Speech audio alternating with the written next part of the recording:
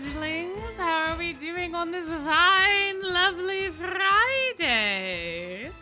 Hello, hello, hello. How are we all? How are we? How are we doing? How was our week? Anything exciting? I heard somebody graduated from high school. Congratulations, congratulations. Horrible? Oh no. Oh dear. Well, I hope the weekend gets better for you then. I am glad that you love my videos. I'm quite glad. Doing fine, but it's 12:30. Oh yeah, some of y'all in the other time zones, man. Yeah, that's a little rough, isn't it? Had fun crashing out over a microwave. Oh my. Doing great, eating McDonald's. You get to do some voice acting. Ooh, very nice. Well, hopefully that all goes well. I'm sure you'll knock it out of the park. Oh, you got asked by one of your teachers to sing at an assembly. That's exciting, too. Getting some of your college assignments out as you speak. Nice. Currently 11:30 p.m. Oh, my goodness gracious me, oh my. 5:30 for you, 6:30 for me, 31, right past midnight. I see. Can't miss some sleep.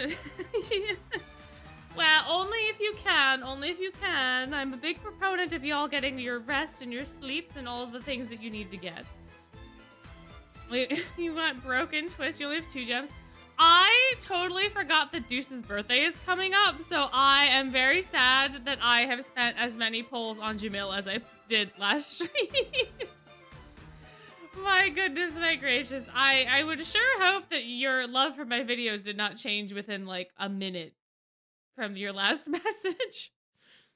But hello, doing well. Oh, it's a rainy day for you. I see. Yeah, I also forgot about Deuce. I also did, and this is one of my favorite cards of his. So, we're gonna have to, hopefully, we'll see how it goes. Hopefully he'll be nice. I can't risk going under 200 polls because I need Azul. I need Azul's card. I need his card. I can get PJ Deuce another year, but like, man, oh man. You're gonna have to, you have to save for Leona's birthday. That's fair. That's very fair.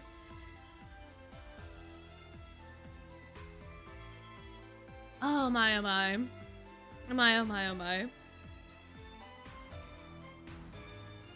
Oh, you need riddles overblock? Yeah. I initially wanted to collect all of the overblock cards, but they're just coming way too fast, one after another. As like, if I tried to get Jamil right now, I'd be drained of gems, and then Azul's gonna show up next, and I want Azul so bad. Riddle's card too. I think I'll probably pull for Riddle. And then eventually, hopefully on the reruns, I'll have enough gems to get the other boys back, but yeah, exactly. No book 7.5, no JP spoilers, no spoilers for events that haven't come out, no spoilers for cards that haven't come out. Like, y'all should know. Y'all should know. I made the warning a little bit bigger on the screen. Hopefully that helps us remember not to talk about these things that are forbidden. Yeah, you know what? It does seem like the overblock cards are getting worse and worse in terms of luck. I've heard that Jamil's been really spicy in terms of like not wanting to do. Don't forget the thing. What thing did we discuss? Oh, no, I'm already forgetting the thing that we discussed. What was the thing that we discussed? Oh no. I did give the warning. Okay, so I did give the warning about the spoilers. No spoilers. We already had that warning. We already did that, I'm sure. I also put the stream rules in a community post for the reminder for this stream. So if you did not see that, it does exist. But yeah, please no spoiling. No spoiling. Guys, like, it should not be that hard. And please do not, like, say spoilers, but then just say, oh, well, that's my headcanon, because it's not. You and I both know it's not. You and other chat members know it's not. Let's not put ideas into people's heads that don't need to be there about things that will be happening. Also, there was a couple other reminders that I had, mostly just for comments. None of y'all have been bad in this way. I think we only had one incident on a stream, but it was like a year ago. But I also do not, since I'm on the topic of reminding people anyway, I do not tolerate sexual talk with the Twisted Wonderland characters. I don't care if they're of age. I don't care if it's about Ernesto or about Crowley. I do not tolerate it on stream. I do not tolerate it on my videos. I have had to ban a couple people this week for having sexual comments on videos. The video topics had nothing to do with that, but some people, I suppose, cannot keep it to themselves. So I don't care what y'all do in your free time. Y'all ain't doing it here, is basically that. The spoilers, no politics, no religion, be respectful, all the same stuff, so. We simp responsibly here. We simp responsibly. Azul's gonna come in Pride Month. What is he trying to tell us? I wonder if he's gay and European. I suppose we don't know. But anyway, yeah, so that's not where we need to go. I always hit lessons instead of stories. I don't know, man. I don't know. We left off about here in chapter 13. There are no exceptions. We just talked with Jamil and Kaleem. We just woke up Silver. The sophomores were all kind of chatting about getting forms or something put in. And then that was where we were. That was where we were. So we got cut basically halfway through. Last stream. So we will be getting through the rest of this stream. Hopefully. I would sure hope so. Given that it is a Friday stream. So yeah, alrighty, let us see. Yeah, oh yeah, that's right. Floyd stole Brittle's book. You're right. So I'm assuming that we will continue to get more and more information about people and more information about all of the different varieties of classes and how they handle relaxing and recovering from the overblot. So let's see what we go. Yes, Octavanel forms seem to be all in order. You're quite meticulous with your paperwork, Azul. Oh, thank you! Thank you for the $5 and also an additional reminder to simp responsibly and no spoilers unless you want a boink from Genome. Yes, indeed. Thank you so much for the $5. Thank you. My. Have I recovered from my vacation? I think so at this point. I think I'm gonna need another vacation when June is over, though. I am so bad. Azul and Riddle can wait for a second. I'm going to minorly vent, but I have a hybrid work schedule currently at my job at a corporation, at Corporation TM, actually. And we are usually home Mondays and Fridays.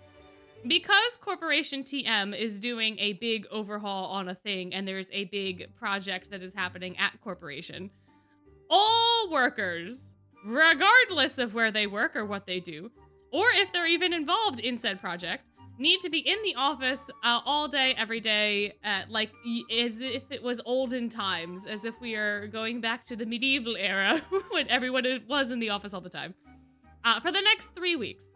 So me, somebody that is not involved in the project, that has absolutely no responsibilities for this project whatsoever, is going to have to go into the office and sit at my desk and wait to get feedback from people that are involved with the project, which means I'm gonna have nothing to do, more or less, in terms of my normal workday for the next 3 weeks, but I'm going to have to sit in a building with other people that are going to be going crazy because they're involved with this project.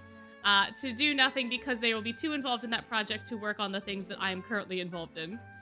So it's gonna be great. To be fair, I'm like one of 4 people that is not involved in this project. It does affect the majority of Corporation TM. But it also feels slightly unfair. And it is very annoying. Due to that, I may not have as much time to edit and some other things, but I'm trying to get ahead of that, and hopefully we will all be fine. I got booked too, and I got railroaded into my boss's shenanigans. Exactly. I suppose I will have some stuff to do. I will have to put out the breakfast food and handle the lunch food and like that sort of stuff for the days where that is happening. It is not a Silver Knocked project. It is a Corporation TM project, so... Yeah. So it'll be so great. It'll be so fun. It's gonna be fantastic. So I will be bored. I will try to do my best to like script because that's pretty. No one can tell what I'm putting in a Word document while I'm at Corporation TM. It's a Word document. You can't take that off my computer. That's business tech right there. But we'll see how that goes. That combined with kittens, combined with all sorts of other stuff. It's gonna be a very rough June. But anyway, back to that is I thought that was gonna be a lot shorter. I'm so sorry for venting so long. But anyway, we have Azul handing in forms. He handed them in so good that Riddle is pleased. Fantastic. Fantastic. Savannah's clause for... Oh, no. Oh, poor Ruggy. Poor Ruggy. Savannah Claus Forms has 2 issues. I left sticky notes where things needed amendment. You can turn it in again after making the necessary corrections. He's so serious. He is so serious. Oh, you got a cute U-ship Dojin, safe for work. Ah, that's adorable. That's so fun. Congratulations. Congratulations. Exactly, Ruggy. What is he bugging me for? Yeah, Ruggy's gonna have to give them back to Leona. Leona's not gonna be happy. R.I.P. Ruggy. Come on, these are minor mistakes. Couldn't you just fix them for us real quick, Riddle? It's prohibited for anyone other than the corresponding house warden to revise or amend these documents. Oh man, what a hassle. Wish I could fix it myself, but Leona's handwriting is so neat. You'd find me out like that. I can see why the head mage placed Riddle in charge of collecting forms. Jade is like, yes, chaos. Thank you. Jade is so happy. And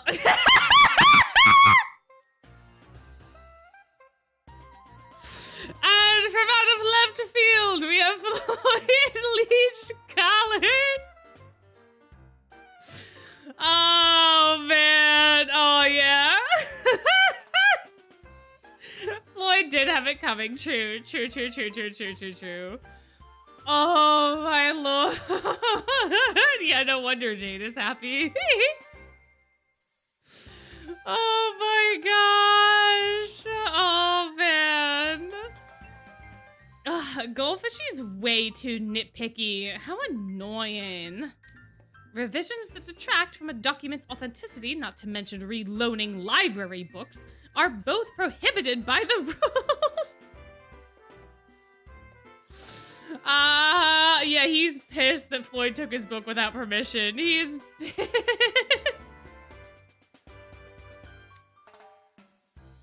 There are no exceptions. And didn't I tell you I was going to return that book to the library after school today? You could have checked it out through proper channels. Why would you go out of your way to break the rules instead? Look, my deadline was coming up and I was in the mood to get my work done right then.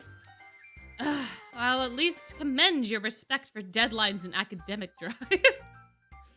Nah, Riddle, you can't commend him. He was literally just in the mood for it. If he wasn't in the mood, this never would have happened. Riddle.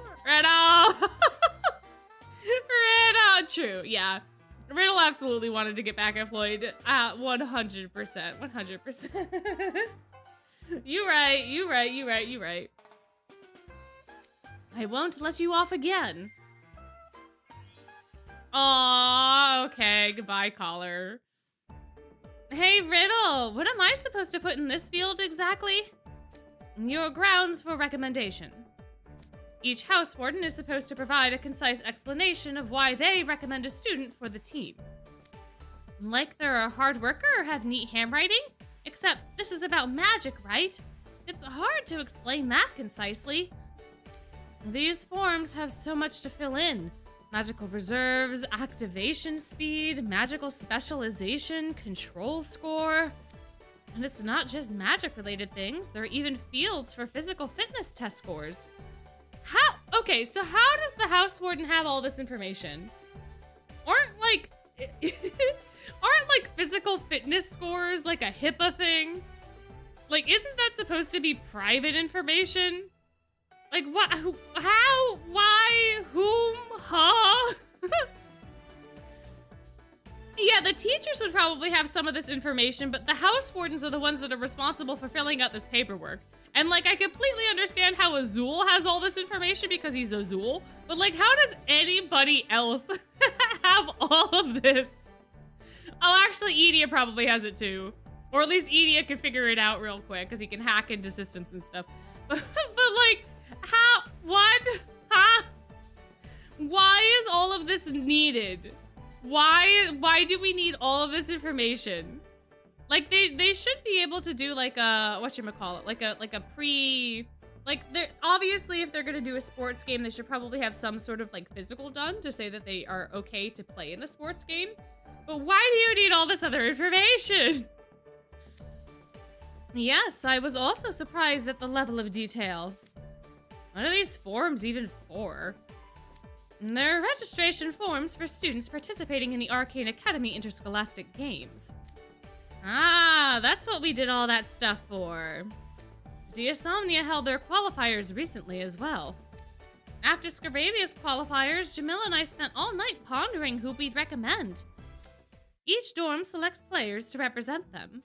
Then, the faculty and house wardens meet and decide which event to assign to which player. This will be my, Azul, and Floyd's first time participating. So, of course they put themselves in. Of course they put themselves in, coach. Okay, yeah, yeah. Sure, I was literally just thinking that. We should probably take a hydrating sip every time I have to say interscholastic games. Seems like it's in the script a lot for some reason. And I don't understand why. But man, this is like the 10th time I think I've had to say it. Between the streams combined. Yeah, nepotism at its finest. But also, it's very funny. Everyone was too scared to let them in last year. Maybe. Perhaps. I don't know. I think Floyd would have a really good time, but he's got to be in the mood. If he's not in the mood, then it's not a vibe. Not a vibe. It'll be the first time for me and Jamil too. I'm super excited. Wait, you didn't take part last year, Azul? That's surprising to hear. Yes, I was thoroughly preoccupied last year laying groundwork to become house... I mean, we had such an incredible pool of talented upperclassmen. There was sadly no room for me.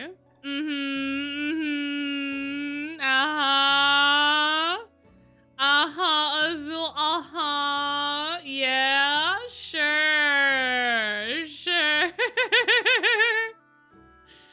Yeah, total understandable. Have a nice day. You took part last year, I believe, Riddle. Yes, I was already house warden then. How about Jellyfishy and Sharksucker? I failed to make the cut last year due to not being sufficiently trained, but I managed to get in this time. Yep, I made the cut too. I actually made the cut last year too, for the Spell Drive team. But I never actually saw play. All I did was warm the bench. This year, I'll beat those Royal Sword Academy jerks and get some corporate attention? That's a really weird way to put that. That's a really weird way to say that. I get what he's saying, but like, corporate attention is such a weird translation. Also, hello, welcome in. I am glad that you enjoy my videos. Yeah, scouted, or, you know, get some, like, even just saying attention. Even just getting some attention, or like, you know, being put on the radar. And corporate attention feels so weird. so strange, just so strange. The Interscholastics are my chance to redeem myself after the brutal time I had in the Interdorm tournament. Night Raven College and Royal Sword Academy engage in 4 different magical competitions in this meet. And this year marks the event's centennial. It will have far more media attention than the Interdorm Spell Drive tournament. It's going to be the most exciting event yet. Out of the 4 different competitions, the Spell Drive is the only constant. The other 3 are random and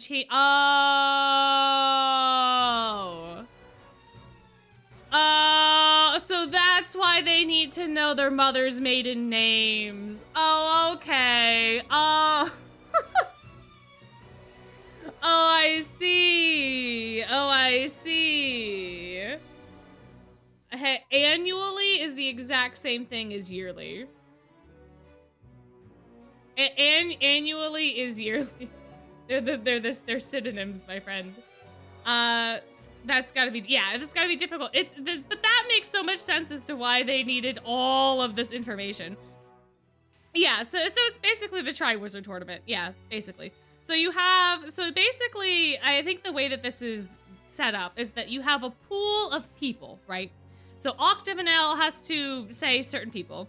All the dorms have to volunteer people to play in these games. There's a spell drive game, and then there's 3 other events that are completely random, right? So you may have a spell drive game, you may have a find the correct magical key game, you might, like, there might be different things like that, right? So that's why they need to know everybody's magical capabilities and stuff like that, because when the games are decided, then you can assign the proper people to the proper teams so that they can do the best in those events. That makes way more sense. I thought this was all just gonna be Spell Drive, but Spell Drive's only a part of it. I see. So that's why they're so excited, because Azul might not have to be in the sports game. He can show everybody just how smart he is. I see. I don't understand what the friendship games are or why we're referencing them so heavily. but sure. But yeah, so it's like so that's kind of how it is. So there's all sorts of different events. My. Huh? Why are they random? To prevent cheating? Oh, the Olympics but pony edition? I see. Okay, gotcha. Some of the oh my goodness. Immediately cannot read anymore. Some of the competitions include things like accurate potion formulation or speedy special ingredient retrieval. Malleus told me that out of those, some can't always be held in the same way every year. Oh yeah, there are magical flowers that only bloom once every few years. And types of seaweed that only grow in freak weather conditions. Ah, okay, so that's why Spell Drive's the only constant. To avoid too many external constraints. That makes sense then, that makes sense. Yeah, if they were like, go find the lantern blossom, but there's no lantern blossoms blooming, like that would be quite interesting. Quite interesting. My. Oh, yeah, exactly. We also need people to be able to collaborate. So that's more or less what I assume, because I think at some point in time it was said that, like, we keep losing to RSA, right? That's kind of the joke. But yeah, you need people that can cooperate. So this is going to be very spicy. We're going to have to see if people can actually get over their egos or not. My. Yeah, 99 losses, exactly. 99. The Department of Magic should send word about this year's competition sometime soon.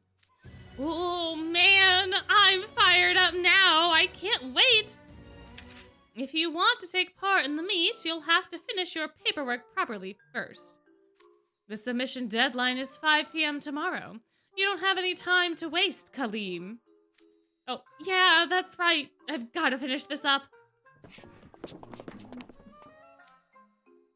Our teams will include students from different dorms and class years. I can only wonder how things will shape up. I'm certain it will be the height of entertainment. Yeah, you know what? Me too, Jade. Me too. I am also sure that it will be the height of entertainment. Yep. Yep. Yep. Yep. Yep. Yep. Absolutely. Absolutely. Yeah, Jade is so excited. I can't tell if Jade is excited to compete or if Jade is excited just to see the chaos, you know? Probably a little bit of both. Probably a little bit of both. Oh, that's right. That's the part that I didn't mention. That's right. Thank you, Lilia. Yeah. So anyone caught breaking the spoiler rule is just gonna get timed out. You're gonna get timed out for 5 minutes. You do it again, you're timed out for 10 minutes. You do it a third time, you're just gonna be out for the rest of the stream. Yes, thank you. I did forget to mention that. And similar things with some of the other issues as well. Like y'all gotta be good. The only exception is if you start talking about sexual stuff randomly, that you just automatically get a ban at that point. I'm not giving y'all second chances with that. Y'all should know better. But the other stuff, like the other slightly minor but also kind of annoying things that we do not want to have happen on stream. Timeouts all around. So, do they have a Chewbacca impression competition? That would be so fun. We should get them. We should pencil that in. That could be the secret 5th competition for the Centennial. Let's add a 5th competition for the Centennial and make it the Chewbacca impression competition. I think people would love that. I think we should talk to the magical people and get that scheduled in there. Oh my, oh my, oh my, oh my. Oh man.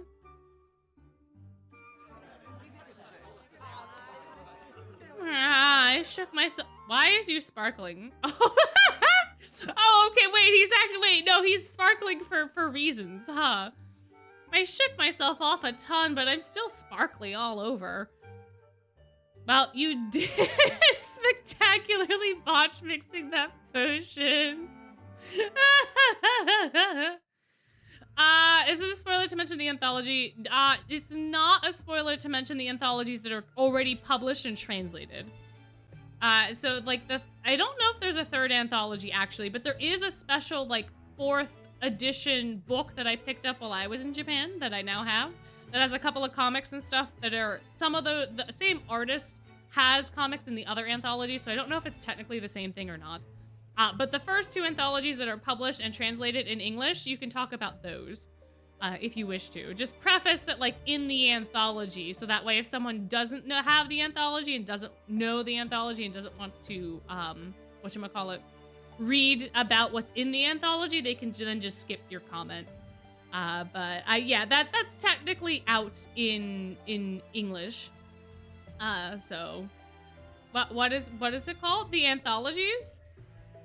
The anthologies are manga books that have a bunch of little short stories that are done by independent artists with the TWST cast in them, and then they are collected and published under the TWST banner as like kind of official, unofficial works. They're different from doujins, which are just completely unofficial fan works. So they are. I don't know if the people that are in the anthologies were like sponsored by the company. I don't know how that works. But it's an officially published book of short stories and stuff that happen. So yeah, we do need a 3rd. We do need a 3rd. Special edition anthology. I don't know if that's what it's called, but it has Grimm and Crowley on the cover, and there's a big number 4.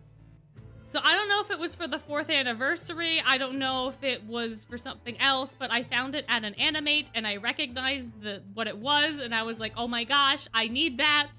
Because there was a comic that was in it that I referenced in a video that I could only find fan translations for. So I wanted to have all of the comics, so now I do have all of them. And it's a grand, wonderful time. It is so fun. It is so cute. It's a fanfic manga, but official. Got it. There's no 3rd anthology, even in Japan. Okay, so the first 2, but not that special 4th book. They might be licensed. I would assume so because it's under the banner. It's like under the official banner. Yeah. It's that exactly. It's that comic style. Yeah. That particular artist has like a whole book that was like okayed. So yeah, it's quite nice.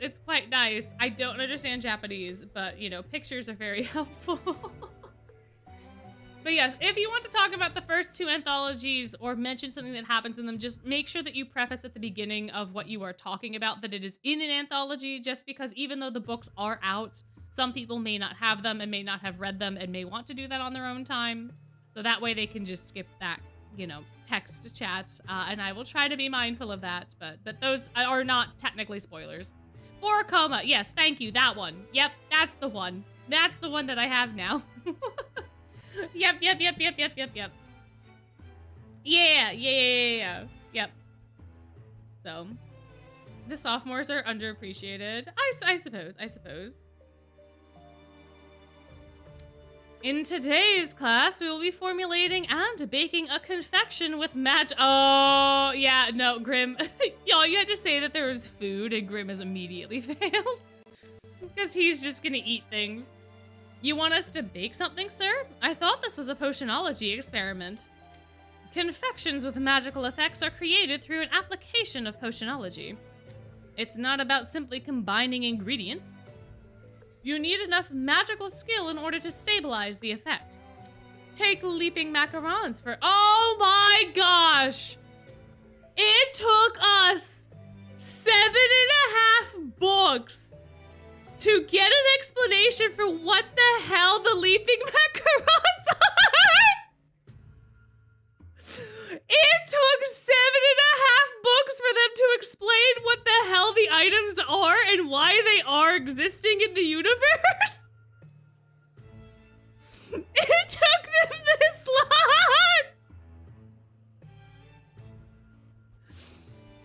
Oh my god. Yeah, at least we got it. You're true. Yeah, 7.5 books going on 6 years, and now we understand what leaping macarons are, and that they are actually a thing in universe, and that they increase the focus and memory, which makes so much more sense for what they do in lessons. Oh my gosh. Dang, man, dang. That effect is derived from using clary violets that have been thoroughly dried and powdered. Those same flowers also provide the macarons with their beautiful coloring. And their sweetness comes from a special powdered sugar with high magical conductivity. By imbuing these ingredients with magical energy during the mixing process, the resulting confections gain a modest magical effect. Wow, that stuff they sell in the school store actually does something? Yeah, Ace! Yeah, you and me both, buddy! Yeah, you and me both! Dang, Ace saying what we're all thinking. Good lord, my oh my oh my. I thought they were all just bogus placebos. Does that mean we can get good grades on tests if we eat a bunch of those macarons? Bad boy!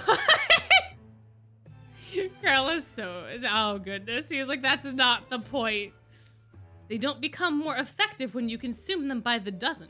You are to learn how they work today, not gorge on them. Now measure your ingredients, pups, and be careful and precise. Alright, sure. If these whatever violets are supposed to boost memory and focus, then adding more powder means an even bigger boost, right? Not exactly. I would have to imagine that's not how that works. The recipe only calls for 1 gram for 2 servings. 1 gram? That's nothing. We should throw in a few tablespoons of this stuff. To be fair, Grim has the same philosophy I do when I am making food sometimes. Like, if I'm making something and it's like, you only need a teaspoon of salt, I'm like, do I though? Like, for spices and things, I will typically add a little bit more than what is called for. So, like, yeah, I get that, but also, I don't mess with the ratio of the flour and the baking soda, because I know that those things are that way for a specific scientific reason. So I have a feeling with these things being magical, it's gonna be the exact same way. It's gonna be completely botched. Ay, ay, ay. Mix the violet powder with the almond powder and powdered sugar.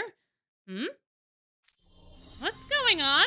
I mixed the violet powder in and now it's all glowing and sparkling.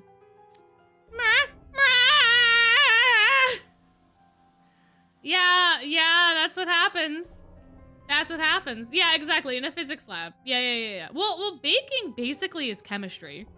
Baking is chemistry that you can eat, right? So, like, it's if you mess with chemicals in the wrong way, bad things will happen. Just because putting a little extra baking soda in the cookie mix doesn't make it explode, doesn't mean that it doesn't go wrong. And if you have things like these magical ingredients, then they can explode, and things can go disastrously wrong, and Grim can end up sparkling for a whole entire week, which he's probably gonna do anyway.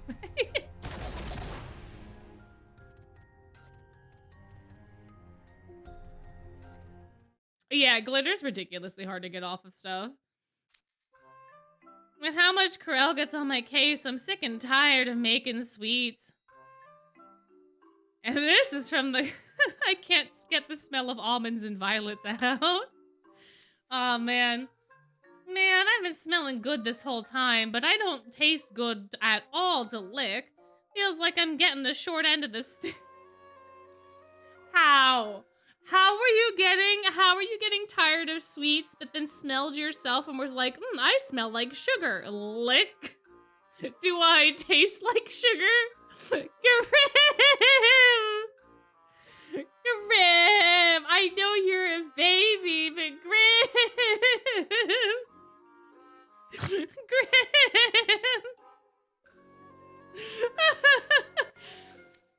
Grim! What's the matter, you two? Why the long faces? You're usually so eager at lunchtime. You're sparkling and smell like violets. Let me guess, you did a lab exercise to make leaping macaroons, and you botched it by overloading on claraviolet powder, right? How did you know? Every year, there's a handful of freshmen who get the same bright idea as you and end up botching it in the same way. Dang, so we're all collectively dumb. Good to know. There's a proper amount for everything. Even delicious seasonings can make a dish inedible if you put in too much.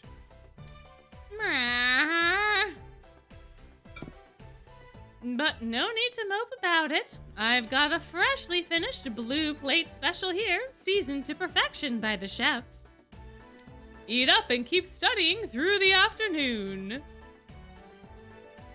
Thank you very much. Thank you. Aw, that was sweet of them. You got stuck cleaning after class for so long, there's no place left to sit. Hey, you, Grim, over here. It's all our friends. Our friends must have saved us a spot. What happened to you two? Your hair is coated in some sparkling powder. Grim botched a potionology experiment and sent powder everywhere. It made us all sparkly, too. Oh, so the entire class is probably sparkling. Oh, dear Lord. Oh, my goodness. Man. I was standing right nearby, so my labware looks like a glittery sequined coat. You'd better have learned something from that, Grim. Ah, shut up. You got gooey jelly everywhere that one time, remember? Would you like me to use my air duster to blow all the powder off? Hey, don't you dare do that here. You'll get the powder in our food. That happened with someone from our dorm once. There's a medicinal herb that's supposed to be good for the skin. One guy added too much to his moisturizer and turned his face neon green. Okay, alright, hold on, guys. Hold on. What is worse? What is worse? Glitter all day, every day? Or neon green face? What do we think? What do we think, guys? What is worse? What is worse? Do we think glitter or neon green face?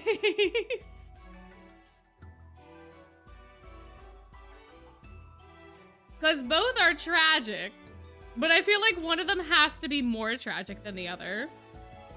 Some acne medication can dye your skull green? Really?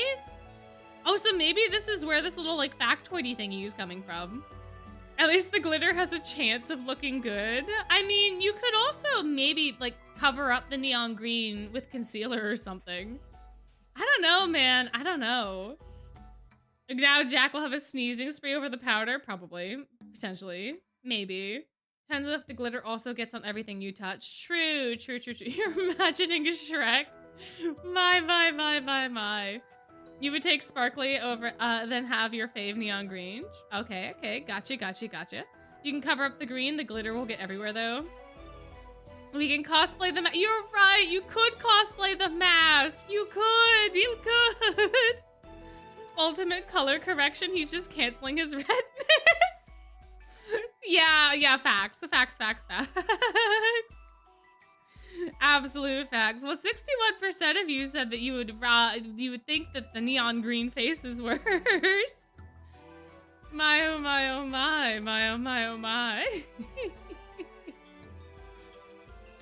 Once he was better, Phil got on his case about how quantity doesn't necessarily equal quality. And that goes for protein powder too. It's essential for building muscles, but drinking too much of it gives you stomach problems. Oh, is that what you're drinking now? The stuff you mentioned buying at club practice? Yeah, it's of course it's pear flavored. Pear flavored soy protein powder.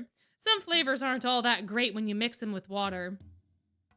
But this one's decent on its own. Of course it is, because you love pears. Look at that little like :3 face. Of course it is, because you love pears. Maybe I should carry around a bottle of protein drink like you do, Jack. It's supposed to be most effective when you drink it just after exercising, right? Yeah, I brought mine to have after club practice, but Vargas put me through the ringer in PE. No kidding. He was all, "You'll never beat Royal Sword Academy with running like that." I guess the faculty is pretty fired up about the interscholastic games, too. My class in Sebex had a joint ancient incantations lesson today. We held a mock battle in an event that was previously held at the interscholastics. What kind of mock battle was that? Oh, okay, we don't get to know? We can't have that continued. We have to go to an entirely new chapter. Man.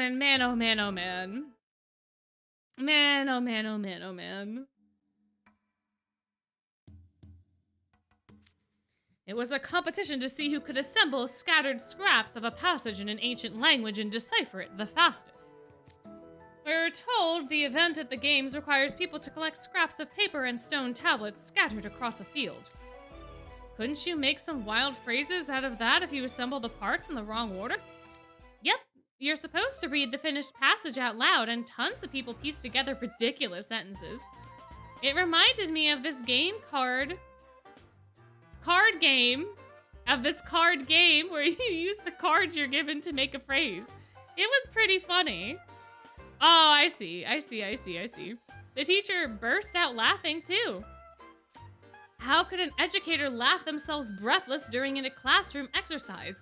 It isn't a game. Didn't you assemble an ingenious passage of your own, Sebek? Ooh, get him, Ortho. Get him. 7 beasts rode the pumpkin carriage to court where they lied and their noses grew. Oh, interesting. Wait a minute. So he combined the Cinderella and Pinocchio. Interesting, huh? 7 beasts riding a carriage? At that point, it's just a bus. And what could cause their noses to grow in a court? Stop laughing. All of you would make passages just as bizarre. Hey, you! When they do that exercise, be certain to record whatever ridiculous phrase they make. Then I'll be laughing at them. But now that we know where there's a class like that, we'll know what to expect. Sorry, but I'm gonna prep like mad before even attempting it. I don't know if any amount of prep will help me string together the proper passages. Ancient languages are essential for handling spell incantations. Oh, well, okay, this has got to be Vil then, or Rook, because Pompiore's music is playing. I was about to be like, who's this? And then Pompiore's theme song got put on, so it has to be one of the two of them. It would be unacceptable for a Pompiore student to let himself be outdone by any other door. Yeah, this is Vil. The first part could have potentially been Rook, but this is absolutely Vil. Yeah, nah, it's Vil. It's Vil. I know that voice. Bonjour. Oh, it's both of them. It's both of them. Why are they called hatchlings? Awesome. Wait, where's my bell? We have a rook sippy. A rook sippy. Thank you for speaking French and keeping us hydrated. My. Bonjour, hatchlings. May we sit at your table? The others have no empty seats. Of course. Hey, Grim, move your books off the seat. He looks so sad. Thank you. Whew. Yeah? Wow, you sound kind of tired there, Vil. Even I get tired sometimes. Why is he so short? Is everyone else standing and he's the only one sitting? Why is Vil so short? What is happening? Oh, he could be slumping. He could be slumping. True. It's just so strange to see him be this like shorter than Ace. Just when we're done handling the fallout from the magical disaster, we have to rush to prepare for the interscholastics. And we juniors have to apply for internships by the end of May. Never have I had to scramble to get so much work done by such tight deadlines. It's unbelievable. What's an internship? We heard about those at the culture fair, remember? Seniors at Night Raven College study off-campus at institutes and businesses. It's customary for juniors to choose and apply to these internships themselves, yet it seems our queen remains undecided. It's not every day I see you struggling to decide something, Vil. All I've decided for certain is that I'll go to a film studio. The question is, which one? There are 3 I'm torn between, each with their own separate styles and company cultures. Films are heavily influenced not just by their directors and scripts, but also by the studio creating them. Would it be possible for you to intern at a different studio each quarter? The thought did cross my mind, but making and releasing a single film can take years. Plus, I'm Vil Schoenheit. If I was only there for a few months, I imagine I'd get no work done from dealing with all the endless fawning and simpering. True. Unless it's a studio that he's worked in before, but I guess it's not necessarily the studio, right? Like, if he's worked with directors and other actors, they're not as starstruck. But I guess the people working at the studio could still be starstruck. I guess. I don't know. I don't know how that works because I don't work with celebrities. Unfortunately, Corporation TM is not that kind of corporation. So, like, I don't know, but they're just people. I feel like if you worked at a film studio, you would get used to there being people that are famous at the film studio where the films are made that include the famous people. You know? Like, I don't know. I don't know, man. I don't know. Then the internship would be over in a flash and I'd have nothing to show for it. My dream is to achieve the epitome of beauty as an actor. But I wish to learn the rigors of working on a set as a simple rookie. So I decided to fully commit to a single place for all 3 quarters. If this is gonna be a year-long commitment, I can see why you wouldn't just pick up something to tide you over. But don't people also get screened out at the interview and resume review stages? How can you be sure that you'll make it into the internship you want?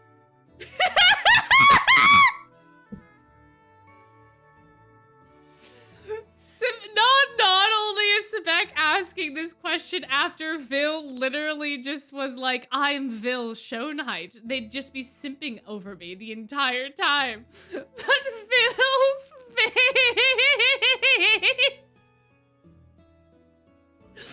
Vil is like, how dare you even believe that I could be rejected? Yeah, he does not get it. He does not get it at all. Who do you think you're talking to, Cucumber? Me? Being screened out? Not possible. I feel bad for whichever corporate guy has to make Vil work like a rookie employee. He's got way too much presence and intensity for a rookie. He lords it over everyone. Have you finished your application, Rook? Oui. We have another Rook-sippy! Another one! Oh, man. Every time he opens his mouth, I swear.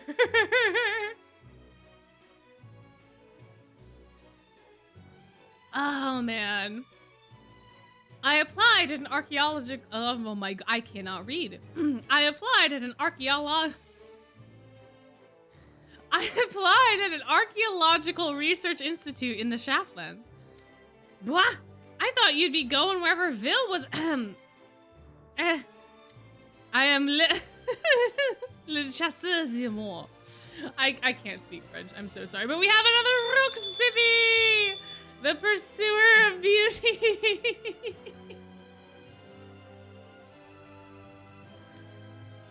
While I do wish to remain with Vil, I came to the conclusion that it would not be the pursuit of beauty if I did. Pursuit of beauty? A question, Apple. Would you agree one cannot achieve a full understanding of a jewel's shine merely by gazing upon it? Rook has just summoned sparkles. I know that we were sparkly because of the powder, but Rook has summoned, like, sparkles that are completely different and dazzlingly beautiful.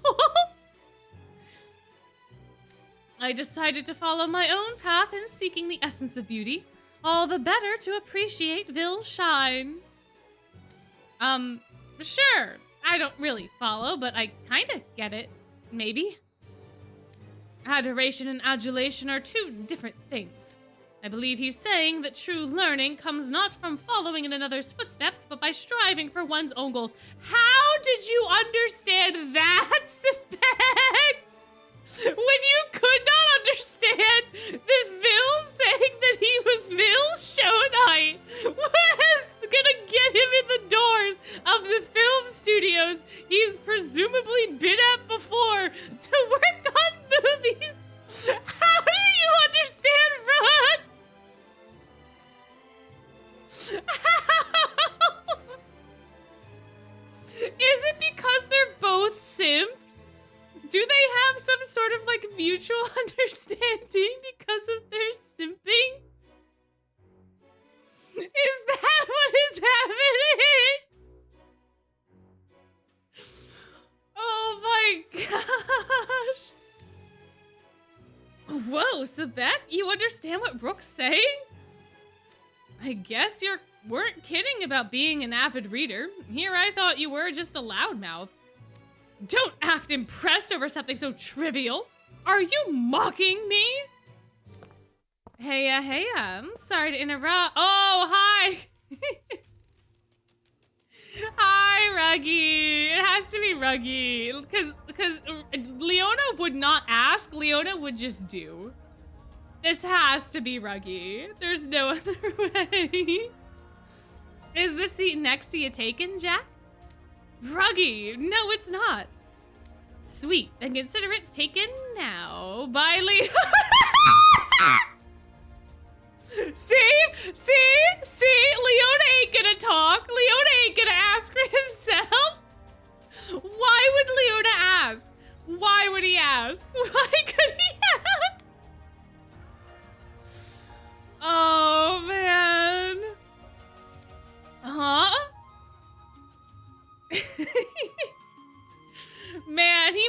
desperate if he's gonna sit at the same table as Rook. That's why. The divorced couple strikes again. Yeah. Everyone's coming to the first year's table, but that's probably the only space that has room, I would assume, given what everybody is saying. Yeah, doesn't he typically spend his lunches in the botanical garden? It is kind of interesting he's here.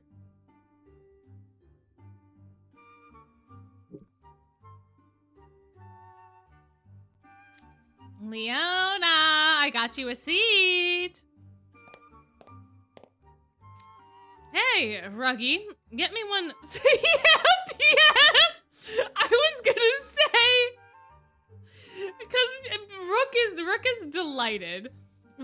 Whatever. Vil and Leona can you know, teeter totter. They can flirt. They can be at each other's throats or whatever. But Rook being there, I was like, how the hell is Leona just casually being like, yeah, this is fine. Every time he sees Rook, he's like, nah, I'm out. Get me one somewhere else. Oh, don't be picky. You know this is the only table with open seats. You saved a spot for yourself, didn't you? Switch with me. Sure, I can do that, but my spot's at that table there.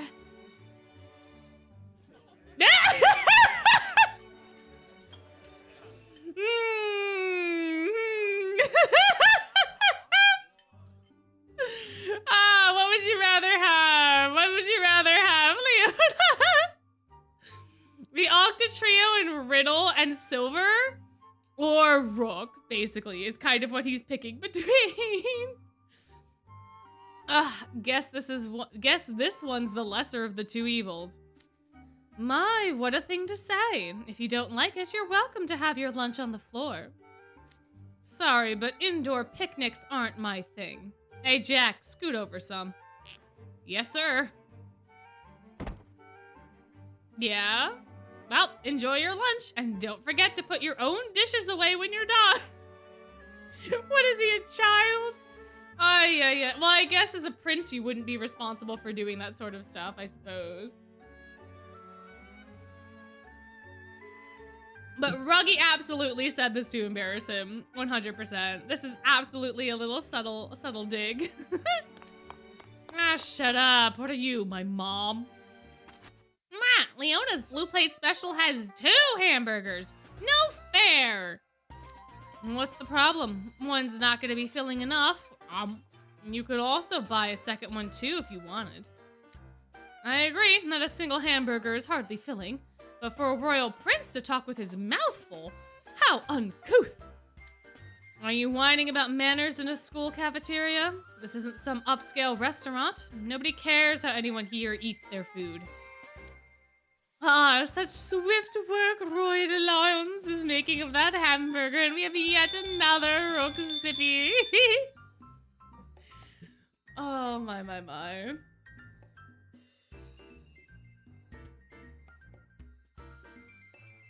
Honestly, I think the entire school knows that we're poor. I would not be surprised. I suppose that must be the norm in the savannah, where a moment's carelessness is all too fatal. Perhaps at times, beauty lies in haste rather than taking things slow. It's just speed eating. He's barely even chewing his food. Hey, Leona! Stop putting your vegetables on Jack's plate! Oh my gosh! He really is a kid. He really is a child. Man. I'm just giving extra nutrients to a growing underclassman. Right, Jack? Actually, I'm done eating. You can have the vegetables for yourself. Ooh, hey, yes, Jack. Thank you. Thank you for having your backbone intact. Are lions unable to efficiently digest vegetables since you're carnivores? That's fascinating. Why is everyone at this table getting on my case? It's spoiling my meal. They're saying those things because they care about you. Plus, not chewing your food enough really isn't good for you. Okay, so we know Riddle's at the other table, so there's no real reason for him to be coming over here unless he has to bother Ace and Deuce. We could have a cater, but it seems a little too, like the text doesn't seem as fun. So I'm gonna say that it's a tray. It's gotta be tray, right? I think we have a theme with the juniors here, so it's probably tray. But cater's also a junior, so I'm going with tray. I'm going with tray. Oh great, now Pops is on my case too. Yeah, it's Trey. Yep, here he is. Here he is. That boy whose name is Trey. That one right there. It feels a little strange getting called Pops by someone older than me. Ah, there he is. There's KK. Trey, any spots over there? Oh, hey, now there's a rare grouping of peeps. Are you guys looking for seats? Yeah, but I can see your table's pretty full. We'll keep looking. Ace and I are done. You can have our spots. Oh, are you sure? Yep, wouldn't want the house warden hearing we stayed at our table more than 15 minutes after finishing our lunches. I don't think Riddle would have your heads over that at this point. Yeah, probably not. Plus, there's an easy way to cheat the system. Oh, yeah.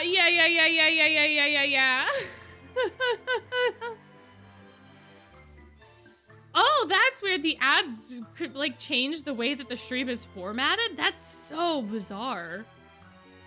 Huh. I could absolutely understand what Cater's saying.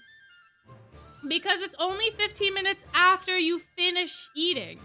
So if there's still food on your plate, and you're slowly nibbling the food that's left on your plate, then you're still technically eating, so you don't have the 15-minute timer, right?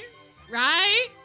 If you're chewing the fat, you're still chewing the fat, right? So, like, you don't have to go if you're still eating. The rule only applies to eating when you're done. Yeah, or slow eating, exactly. You can just you can just drag out having a post-meal tea or dessert and say you're not done eating yet. Exactly. You can even drag out the meal itself. It doesn't even have to be the post-meal tea. We've got PE coming up, so we can't stick around too long anyway. We've got to get changed and get to the sports field. You, Grim, be careful not to spend too long eating or you'll be tardy for your afternoon class. Catch you later. Yeah, see ya. Bye, guys. And I'll take the spot next to you. So what were you guys talking about? Hard to imagine the topics that come up in this odd gathering. We were admiring the delightful way the Roy de Lions eats his meal, and we have yet another sippy sip for Rook.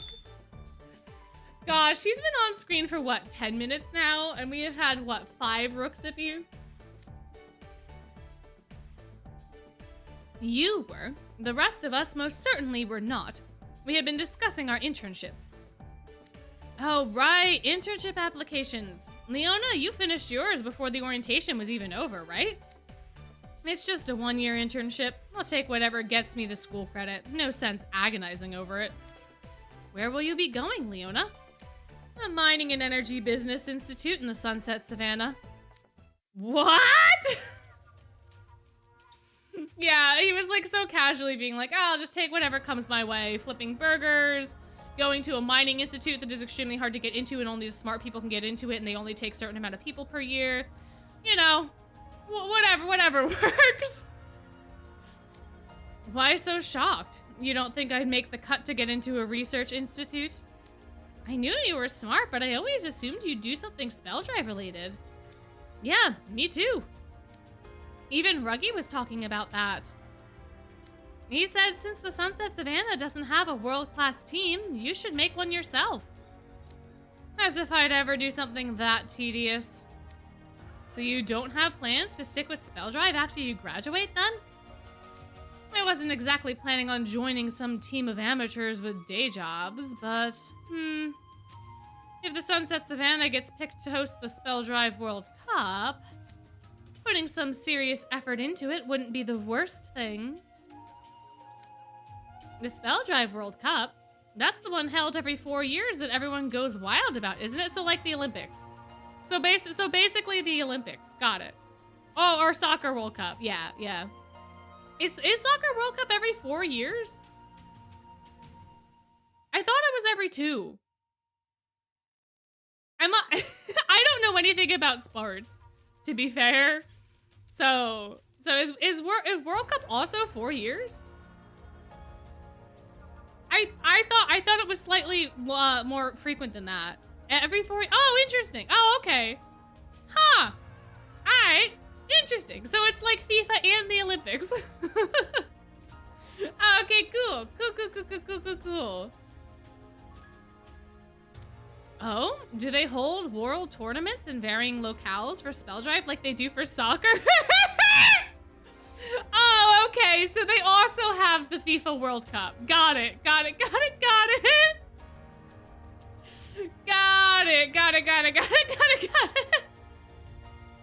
Oh, right.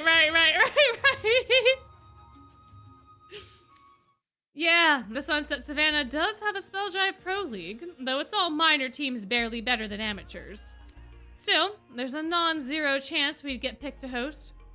In the event the Savannah did get picked, the government would have to push through a lot of infrastructure to support it. Oh, so if he makes the sports teams better, then they'll have to host the sports game, which means that they'll have to do stuff with the infrastructure. So then they'll have to actually modernize parts of the Sunset Savannah. Ah, I see. And given that Leona wants to modernize stuff in the Sunset Savannah, that's still right up his alley. Okay, all right, fair. A stadium, accommodations for visitors, all kinds of stuff. So it would basically be urban development using Spell Drive as a pretext. Ah, that's what Leona would actually be interested in. But changing a nation by means of Spell Drive could potentially be a sound idea. True, a single star player exerting genuine influence over a nation or swaying public opinion is hardly unprecedented. And teams with star players are supposed to draw in lots of strong, capable younger people too. Leona's got the right idea. I think. A pro player, huh? I guess it's a decently expedient way to go from unpopular to popular. Getting some time in the Spell Drive spotlight would definitely be a huge driver of urban and economic development. But it'd be a brief fad. The enthusiasm wouldn't last for long. Same for a stadium. You can push through building one, but you need arrangements in place to sustain it long term. Facilities that aren't fully utilized are just money sinks. Yeah, isn't that what they do with the Olympic stuff too? Don't they like transform the Olympic thingies into like places that can actually be used after the Olympics happens? Because like, what city realistically needs like 7 Olympic-sized swimming pools, you know? Like, outside of the Olympics, when is that useful? So, like... Ah, but isn't it the job of the ones running the country to think about such things? Ah, get him! Get him, Phil, get him! If people build something and can't properly use it, that's their problem. They can't expect the government to cover all their long-term utilization needs.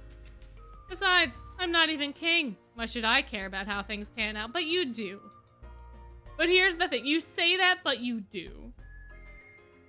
Come on, Leona. Come on. We'll get there eventually, but, like, can we speed up the process a little bit? True. I don't like the idea of letting other people handle stuff for me either, but...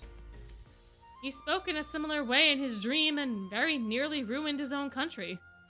So basically, he's the type that doesn't want to take responsibility but still wants to try ambitious projects? I can't believe I'm hearing this from the House Warden of Savannah Claw, famed for its spirit of persistence. Well, no matter, I suppose. Yeah, fair is fair. Ooh, you've made 6 twist bookmarks so far. Very nice. Yeah, he's persistent in his laziness. Exactly.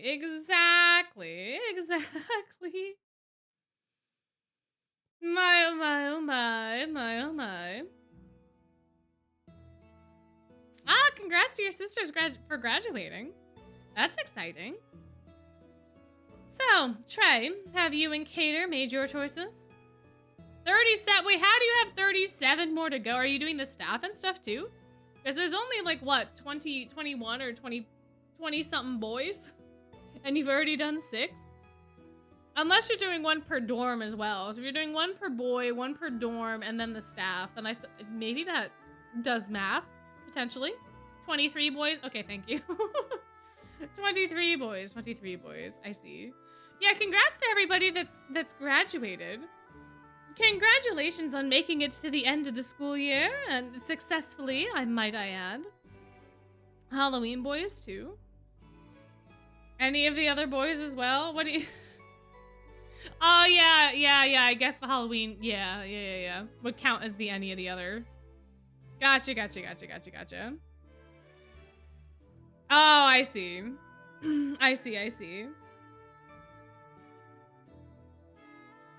Doing the staff, the dorms, then the RSA. I see.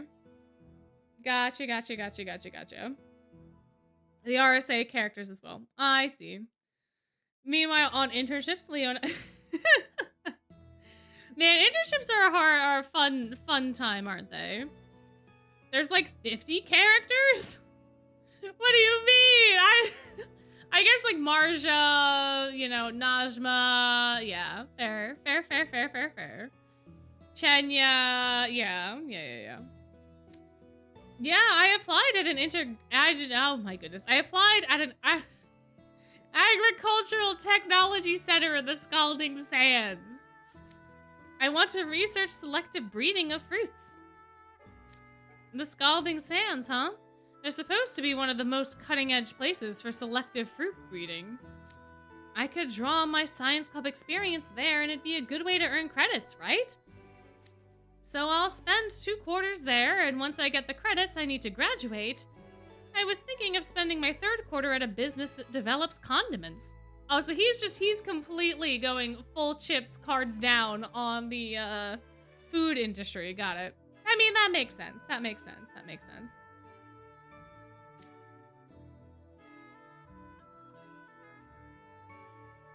Condiments? I mean, that's on brand for the guy who can recognize most spices with just a taste, but why?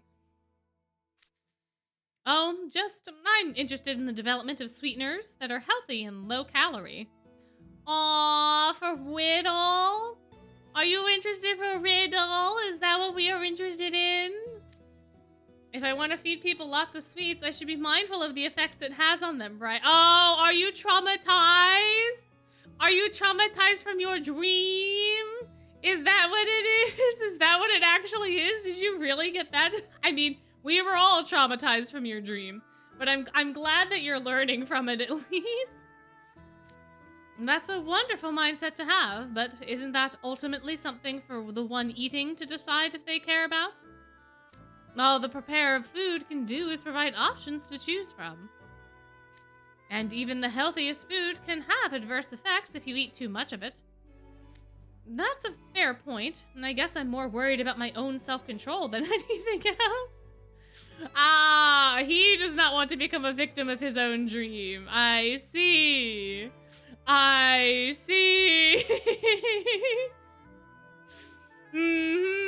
So he is traumatized.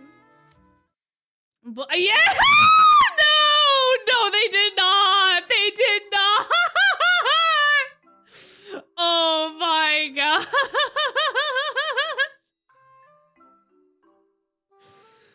Oh man, he is in the room with us. It winked. No. Oh man, boy, I get what you mean. True, after seeing that dream. No! Not again! No! After seeing that dream, it makes perfect sense you to think that way. I still have nightmares. No! And they rolled.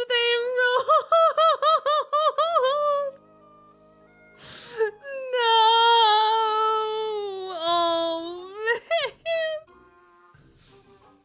Oh, Good God. I still have nightmares of when Ace and Deuce were chasing me there. Me too. Me too, bud. Me too. Jack and Apple, you don't want to know. Vil Rook, you do not want to know. You don't want to know. Rook. Regardless, it's today, do you? I don't know how to say stuff in French, so I'm gonna butcher this really bad. Très joyeux to see the Chevalier de Roses has chosen his path forward. We have one sippy, 2 sippies, 2 rook sippies. Back to back, my goodness, my gracious.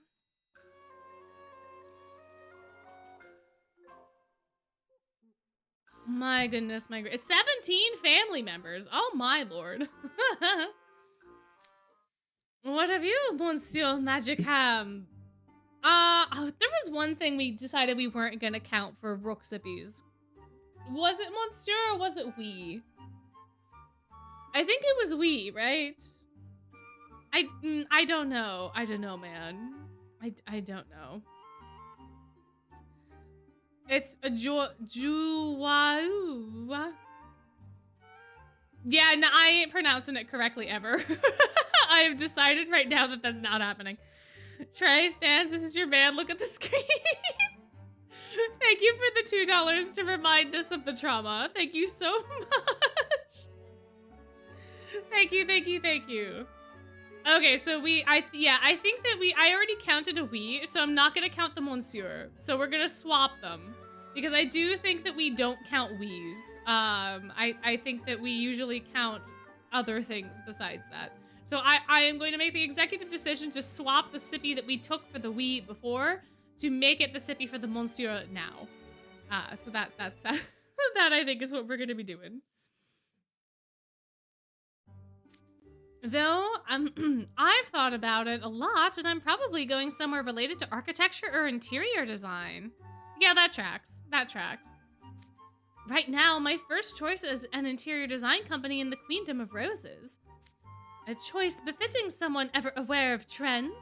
Was there something in particular that turned your thoughts in that direction? Hartslable's decor in my dream was pretty campable, right? I remember it being ridiculously glowy and flashy and stuff. Okay, it might have been a little over the top, but I actually kind of dug the whole a castle of your own where you don't stand on ceremony for anyone else's vibe. Yeah, I mean, to be fair, it was pretty darn cool. 'Twas pretty darn cool. After going through other people's dreams, it struck me that there are as many castles of your own as there are people.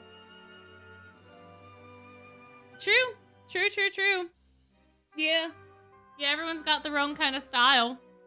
More or less. More or less. It looked like a nightclub. Yeah, but it's a fun time. It's a fun nightclub. A fun casino. Yeah, Vegas, basically. So I thought it'd be fun to help build those figurative castles for different people. And why limit myself to just residential design? I'd be down for working on cafes or amusement parks or whatever else. Eventually, there'd be tons of castles I had a hand in building all over the world. Homes, restaurants, parks? Sounds rad, right? Tres bien! What a grand and beautiful dream. I'm honored to have been here when you shared it. And I am honored, Brooke, that you have given us another sippy! I have completely lost count of how many rook sippies we have had so far, but I feel like it has been almost too many.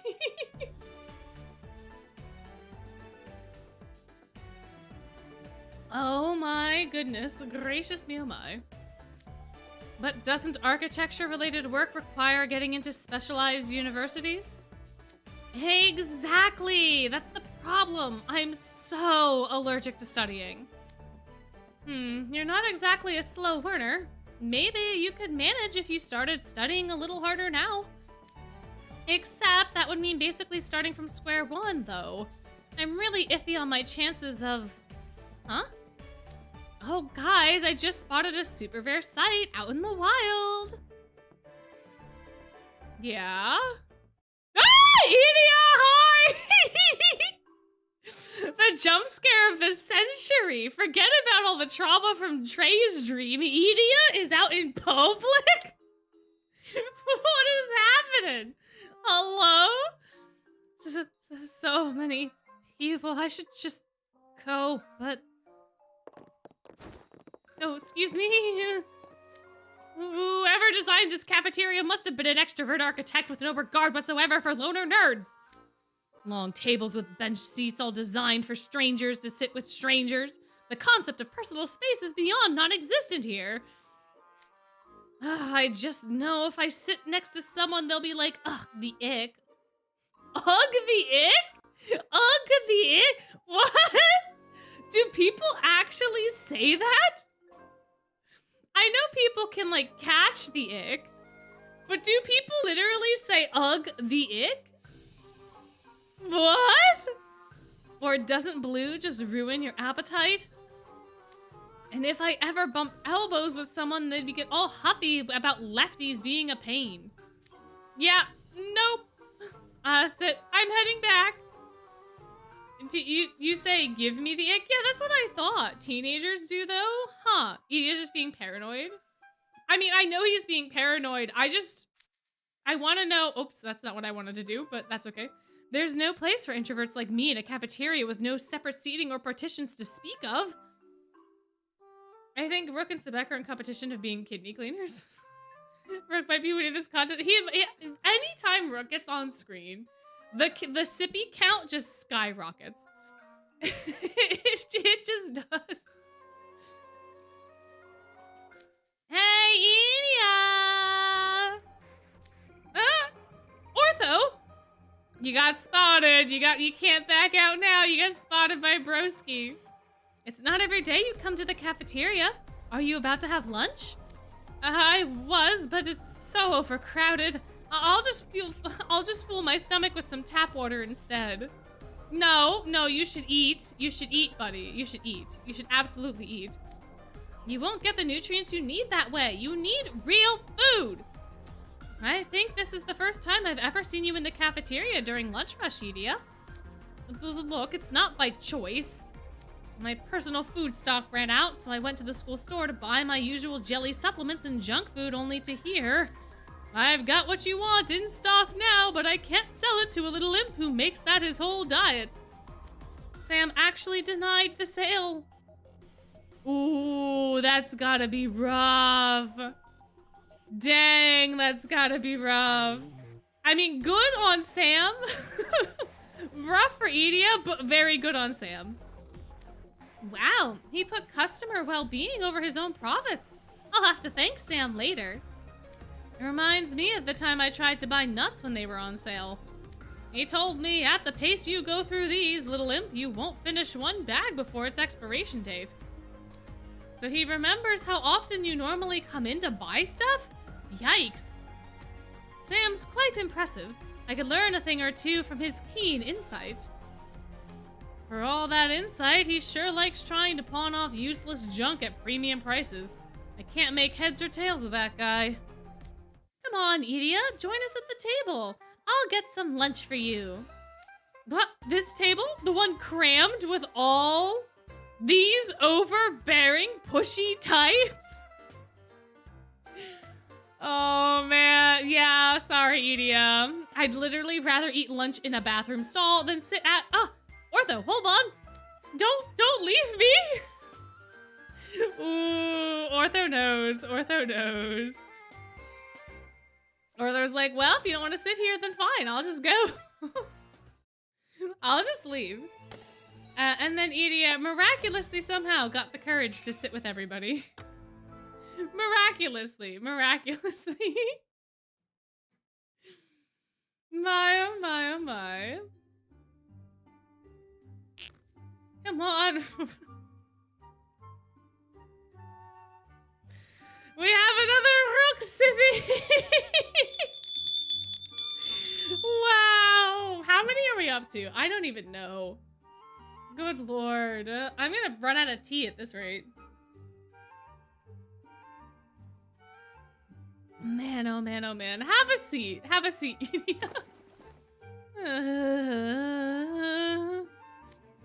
Edie is making the same kind of high-pitched whine you hear when a mosquito is buzzing around. Oh, no, to say it ain't so. You, don't have to be so scared. Quailing after showing us how dependable you could be in the dreams? Surely you can carry yourself that way in reality. Come now, Sebek. This is a place for eating, not for shouting, says Lilia, probably because the Diasomnia music is playing and we're going through the juniors. Lilia, maybe? Who's to say? Lilia! Miley! Oh, we have our first Sebek sippy! Heck, he's got to catch up to Rook, man. He's got to catch up to Rook at this point. Oh, my. Is the bell new? No. I've had the bell for quite a few streams. I've had it for quite a while. But it's Lilia and Malleus. Look at him. It seems this table is also full, Lilia. Yeah, we're tragically occupied, so find someplace else to sit. Go on, shoo. Nope, there's room. I'll clear away this detritus at once. By all means, you would be welcome to sit here. Detritus? Is it? No, it's detritus. Detritus? I'm gonna keep saying detritus. Well, we just finished lunch anyway. Guess we can get along. Get going. Not along. I can't read. Yeah, gotta change into our school uniforms. Oh yeah, we've got PE next period, You've gotta get changed, right? Yeah, if we're late, we gotta run an extra lap around the... I really wish I had that outfit changing magic. Oh my goodness, could you imagine? It'd be so convenient. Oh, the freshmen still can't use magic to change their clothes after waking from their dream. You know, I could always install an outfit-changing spell script in your magical pens. Do not! No thanks, no way! Detritus? I see. Yeah, Tetris. Basically is Tetris, more or less. Go on. Away with you two. Make room for my liege and Lilia post haste as we get another Sebek sippy. Another. My, oh my. Please, right this way, my liege. Oh, he's, oh my goodness. He is trying so hard to catch up to Rook, man. That's two Sebek sippies back to back.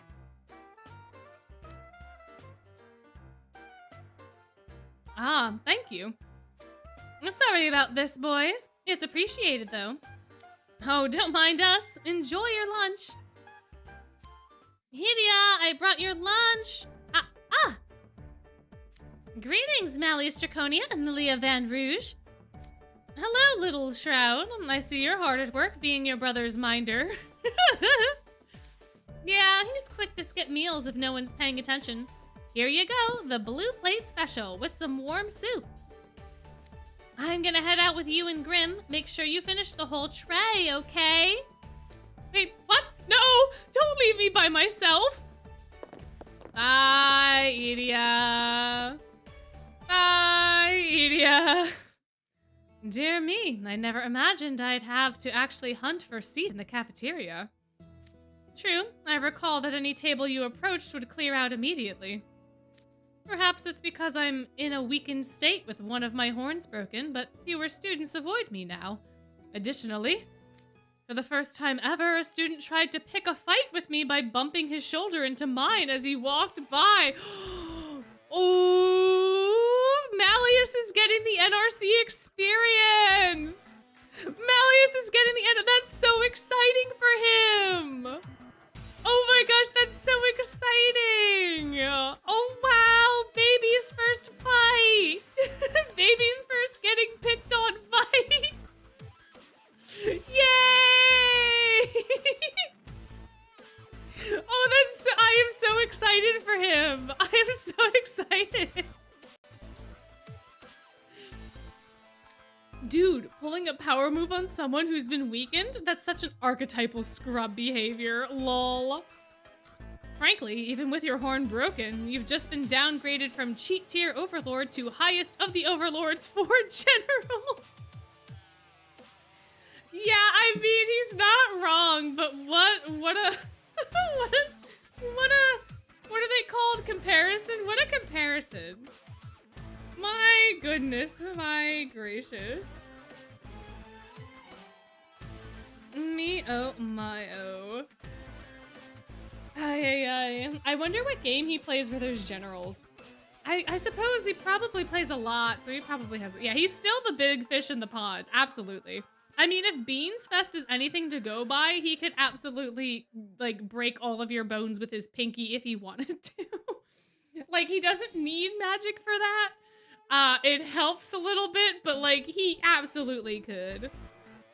World of Warcraft or maybe an MMO? Maybe. Probably, honestly, at this point. Probably. You're still way out of most people's leagues. I still struggle to moderate my power, so I would prefer it if others would cease behavior that puts their lives in danger. Malleus. Either the power can get zapped out of him, like, through touching, you know, like if he gets hit. I think his Overblock card has a voice line about that, where he's like, careful, you don't want to touch me, I can't really control my powers in this state. And I thought it was for the Overblock form, but maybe it's for both. Maybe it's for the Overblock and the post-Overblock. Like, if you poke him, you might get zapped. Malleus, don't start any trouble for a while. If you want to get back at someone, do it gently, okay? Thanks. Thank you, Lilia. Thank you so much for the words of wisdom. I shouldn't be surprised you're not telling him to just grin and bear it when someone mistreats him, Lilia. Certainly not. It wouldn't do to encourage fools, for both Malleus's sake and their own. Say, slight change of subject. Lils, you're not dropping out anymore, right? Indeed. Thankfully, for some strange reason, my magical reserves have returned. Then will you be able to take part in the off-campus internships? About that. The old bat might get one, but the lizard punk probably won't. Living disaster and all that. Can't imagine any company wanting to bring someone that dangerous on board. My internship will be at Styx. What? Wait, what? That's the last place that I would have ever thought that Malleus was gonna go to. Whoa, that's so cool for him. Yes, woo consequences, but also that's amazing. Oh my, he's gonna learn so much about technology. Oh, that's gonna be such a good... The Shrouds adopted him, probably. Yeah. Oh, yeah, they're all just as shocked. Lilia's laughing and Edie is like, yeah, you know, well, this is what it is. I mean, that makes sense, though, because who else has the capability to help him, right? Like, if something bad were to happen, he'd be at the place that he can get help. And they can monitor him, and it's not a risk to anybody. It's a perfect fit, to be honest. What? Wait, what do you mean your internship's at Styx? Yeah, so, my dad apparently reached out to him during his magical rehab. Doesn't Malleus have a penchant for breaking smartphones and other electronics? And he's never taken a technomatic engineering class, has he?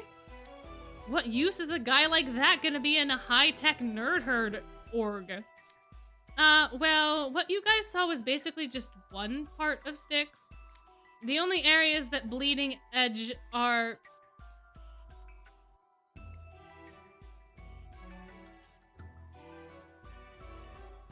What the hell does Bleeding Edge mean? What?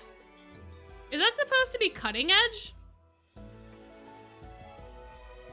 It's a novel, apparently.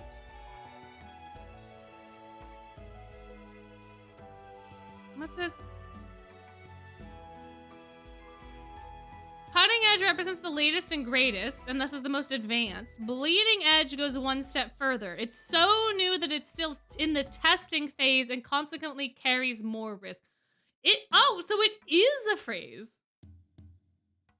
Oh, okay, you learn something new every day, huh? Interesting, huh? I mean, I guess that makes sense because if you're, well, no, it doesn't. No, it doesn't. Don't you have to cut to bleed? You have to cut to bleed. Why would the bleeding come first? wait, no, that makes no sense. All right, sure, they're backwards. Bleeding is risky? Yeah, but like, cutting things is also risky because you could bleed. But bleeding is after you cut. Yeah, but the expression doesn't make any sense if it's backwards. Yeah, but cutting is risky. Bleeding is a side effect of cutting. Cutting is the thing that has the risk to make you bleed. It's not the translator's fault. It's the people that decided that those two phrases should mean those things. Whoever decided that in the English language, they're the problem. They're the problem. Bleeding comes after a cut, so it's a newer term? Yeah, but like, I don't know.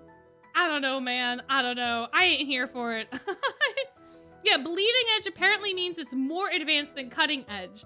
However, the actual act of bleeding happens after cut. I don't understand. I don't understand. I don't get it, man. I don't get it. I don't know. English is weird. I don't know who decided that this was going to be the order that this is in, but fine, sure, whatever. The bleeding edge are certain parts of the tech dev and research divisions. The research and analysis sections restore ancient magical artifacts and decipher ancient grimoires unearthed from ruins. That means a lot of our research is done the old school analog way. And with the massive volume of priceless text that Briar Valley provided us, we're woefully short-staffed to handle it all. Okay, so that makes way more sense for what Malleus is able to do. Yeah, okay, alright. Fair. Fair. Hence, I will remain in Styx's care for all 3/4 of my internship, as both a research subject and a trainee. Wait, think about two colors bleeding into each other on paper? Wait, is bleeding edge a term? Wait, okay, hold on. Did that come from printing? Because if it came from printing, then that makes way more sense. Because if the ink is still bleeding onto the page because it just got printed, then that would be before. Okay. If that's the context that bleeding edge comes from, that makes more sense because you have to print before you can cut. Like if you're making postcards, you print them before you cut them. That makes way more sense. That makes way more sense than what I was thinking before. Oh, okay. So now it makes sense. Now it makes sense. Oh, it's a printing term that ended up in... I see. I got it.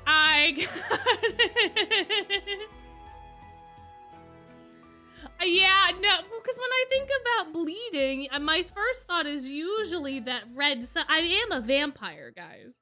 I am a vampire. Of course, my first thought when bleeding was not ink on paper. Oh, but that makes way more sense. Oh, okay. Got it. Alright, cool. Yeah, there's a ton of data we'd like to get from Malleus. And on the off chance there's any trouble, my parents should have it covered with him staying on the Island of Woe. So, other than my personal awkwardness having a guy from my class here working at my family home, it's a win-win. Yeah. We owe quite the debt of gratitude to the Watchman of the Island of Woe. So as long as you get your internship credit there, you won't get held back? Yes, my intent is to devote myself to research and earn at least a B grade. At least a B. Not an A. Not an S, but a B. Good job. Good job. Are you going to Sticks too, Lils? Actually, I'll be doing my internship at the Shaftlands Elementary School. Oh, yes! Yeah, that's perfect for Lilia. Yes! Oh, that's so sweet. An elementary school? Does that mean you're going to be a student teacher? Yes, I'm thinking of getting a teaching license. Oh, that's awesome! Oh, that's adorable! For real? So you want to be a school teacher? Just so. The incident we went through was a painful lesson in the importance, not to mention the difficulty, of raising future generations.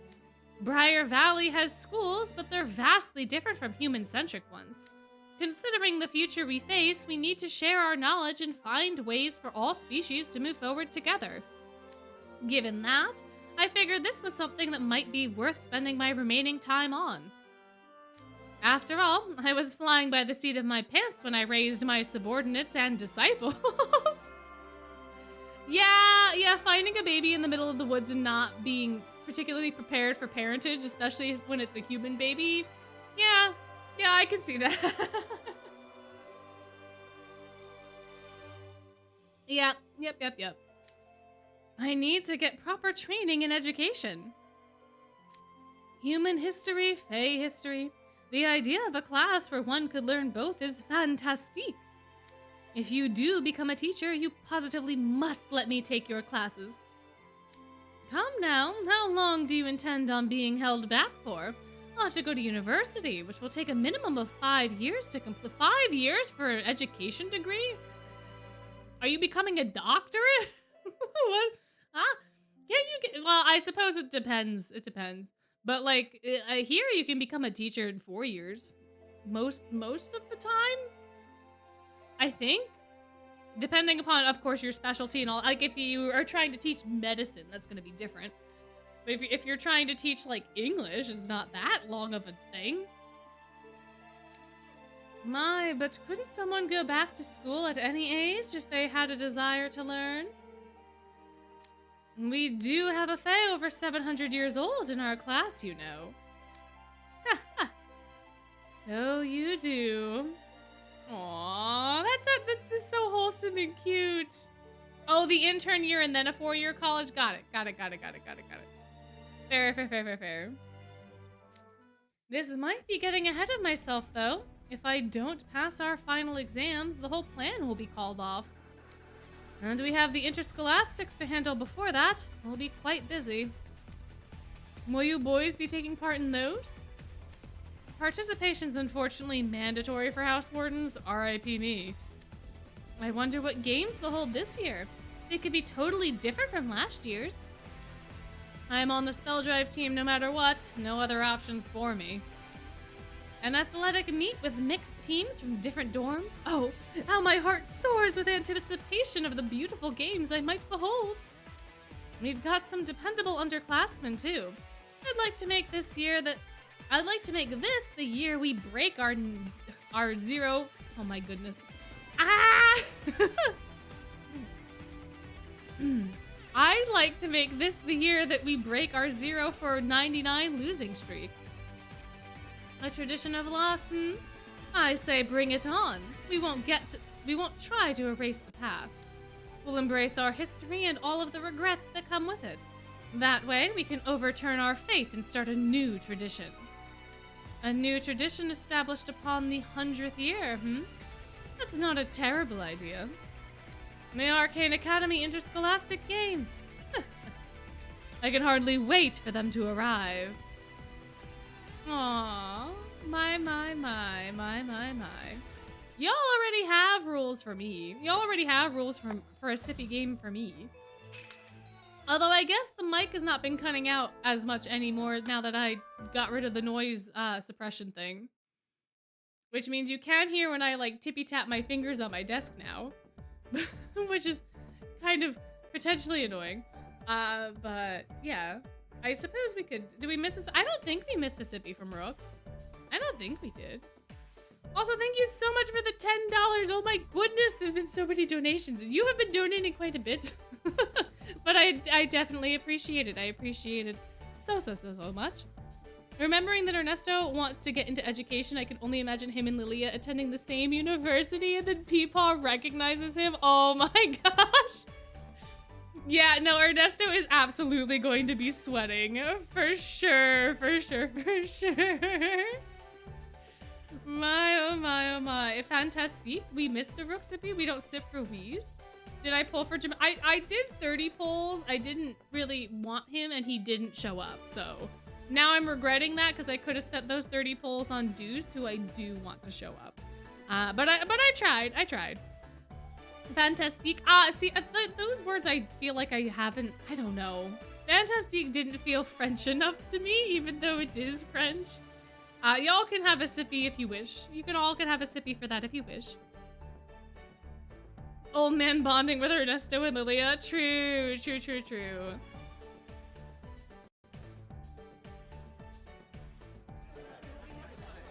The Mickey investigation. Yeah, we're hoping we might get some really good data with you on board. We'd love to have your help. All right, we'll help however we can. That is technically a spoiler. Technically speaking, okay, alrighty, moving on. All right, we'll help however we can.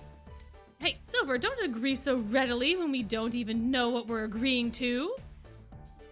Who is this Mickey anyway? He's this guy who shows up in the mirror in our room at night. He's got big black ears. He ain't in Twisted Wonderland, but we can meet him through the mirror and in dreams. Yes, I think I've met him in my dreams as well. What are you talking about? This is only making me more confused. Is it a spoiler if the character says so? Yeah, I believe so. Because I don't think the voice line for that particular thing said it was that. I think that was just the only thing that happened in that particular scene.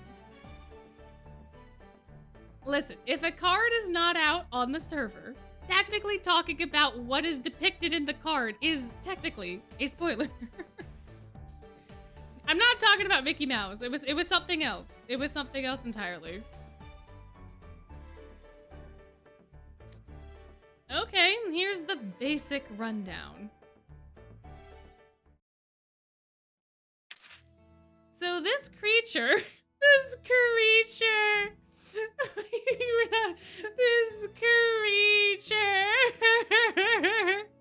oh my gosh. No. I was not talking about the Mickey Investigation Squad. No. I was talking about something else. It was a technical spoiler. It was a very minor card art type thing that ended up was in chat. It's okay. Yeah, the entity. The entity. This creature called Mickey appears at Ramshackle Dorm Mirror late at night, and he is of a world that isn't this one. Couldn't we just say he's from a different world? Oh wait, never mind. Sebek is the one that's talking. Never mind. It had to be this way. It absolutely had to be this way for sure. You seek to identify the conditions under which Mickey appears. And you hope that by doing so, you'll identify a clue that could help you return home? Yeah, so we, us and Apple and Jack, that is, have been taking turns spending the night at Ramshackle to investigate. Ah, okay. And that's what you're asking us to do. Man, this guy seriously said, sign me up without understanding any of that. Between us, we have a dire beast, an otherworlder, a humanoid, humans, and beastkin. We've been hoping to get help from someone Fae. And of course, the biggest key figure here is you, Silver, the one who made contact with Mickey in your dreams. Right, I'm pretty sure I recognize those big black ears and red shorts in the photo. Interesting. End of twist idea. Everyone doing the Mickey Clubhouse dance. My.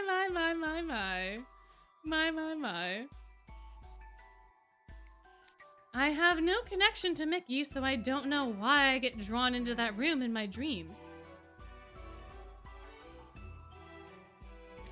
Oh, okay. Wait a minute. Wait, never mind. Silver's birthday happened, right? Yes? No? I made a rosette for Silver. It happened, right? It happened, right? It happened. All right, cool. We're good. I was like, oh, hey. Huh, that's an outfit that we haven't had in a while. I see. But strange things tend to happen in dreams, don't they? Meet in a dream is a spell that lets me enter others' dreams, especially those of people I'm connected to. The trouble is, I forget them when I wake up. Yeah. It did happen. You do have that card. I was trying to remember if I made a rosette for it. I was like, I'm pretty sure I made a rosette for Silver. Didn't I make one for Silver? I did. It is true. It is out. It is out in the open. So maybe I actually do wander into dreams of total strangers and I just don't know it. That spell sounds like an honorific of ravings to me, no matter how many times I hear it explained. Will he really be of use to your investigation? I strongly suspect he'll end up nodding off partway through. And there's a decent chance that Silver can meet Mickey in his dreams. So it might be better if he conks out, right? No kidding. Anyway, that wraps up the investigation overview. Now we have to work out the the participant rotation.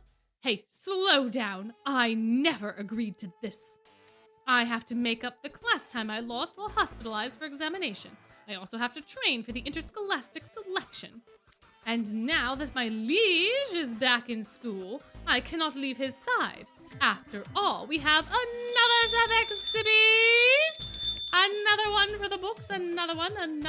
Amazing. You got him in 10? Oh my goodness, congratulations. You're up at 60 and didn't get anything? I'm so sorry. I'm the lightning knight my liege relies on to protect him! Another sub-exhibit. Another.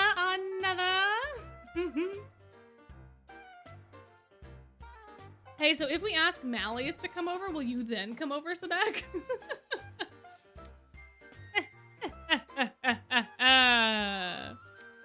Oh, geez, that smug face. It's weirding me out the way he's smirking. Dude, you should have heard him in our defensive magic mock battles yesterday. I quote verbatim, Sebek Zigvolt, the lightning knight of Class D, shall now take the field. He's really on the top of the world after being dubbed a knight, huh? I could see him putting that in the name field on his test. He probably already did.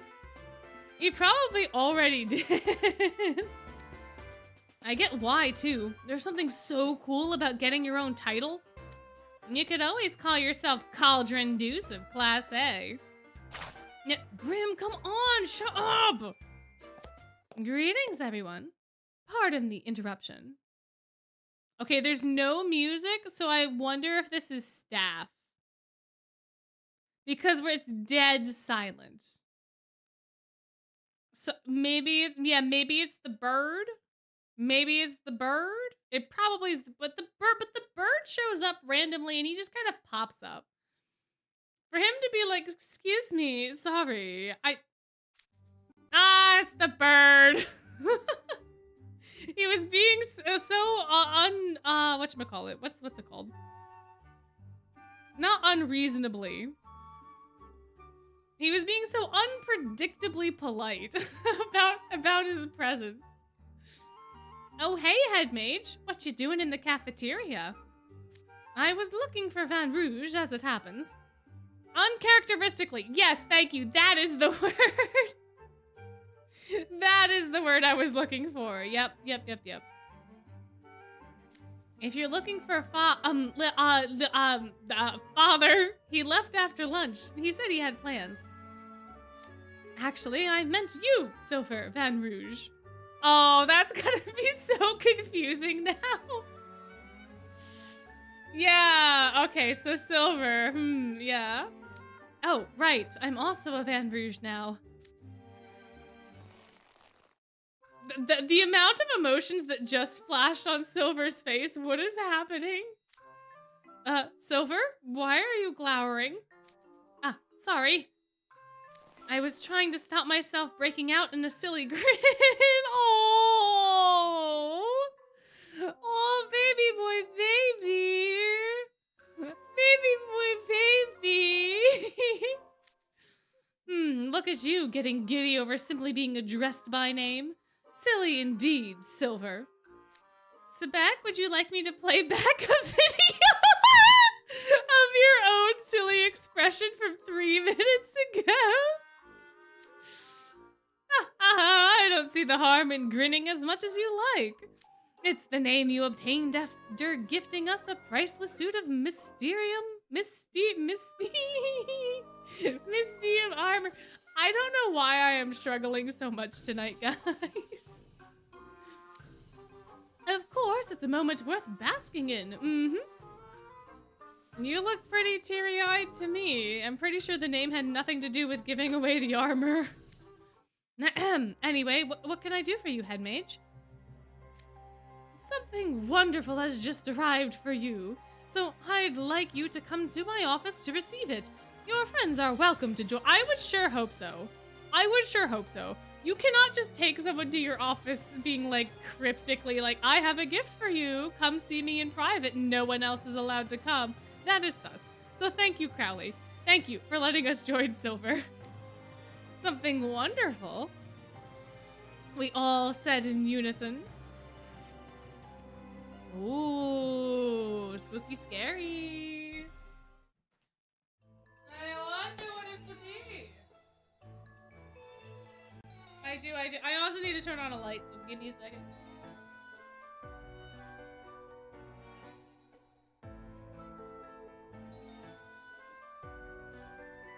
There we go. There we go. I did step away from the mic. I had to go turn on the light, but I also had to turn down the blinds. It sounded like a ghost. Oh no. Oh dear. Oh me, oh my. It's funny because in OBS it didn't look like it was like all that much quieter, but maybe someone's getting a pony. Oh my gosh. Yes. Maybe he's getting a pony. Vampire cosplaying as a ghost. Oh, it's Rook's JPVA's birthday. That's exciting. I am a bat of many things. A bat of many things. Oh, well, I guess we know what the gift is, don't we, guys? Oh, I guess we know what the gift is. Wow, way to undercut the tension, Dev Dean. My. Yeah, it could be anything. Ah, Father, Malleus. Hello, Silver. I see you brought along Sebek, you and a whole crowd besides. Sir, pardon our intrusion. What he said. We wanted to know what this something wonderful was. The wonderful thing that arrived for Silver is a new magical pen. What's wonderful about that? It's just a plain old magical pen. Tisk. Look more closely at the cap. Okay. There's a mage stone. There's a crown. It looks like a regular pen. Night Raven College's magical pens also double as student IDs. Oh, they put his name in the pen. Oh, they changed his name. Oh, he's got his last name now. Oh, that's so cute. You know how every pen has a student's name engraved by the grip? Oh, the name on this one, it's a new engraving.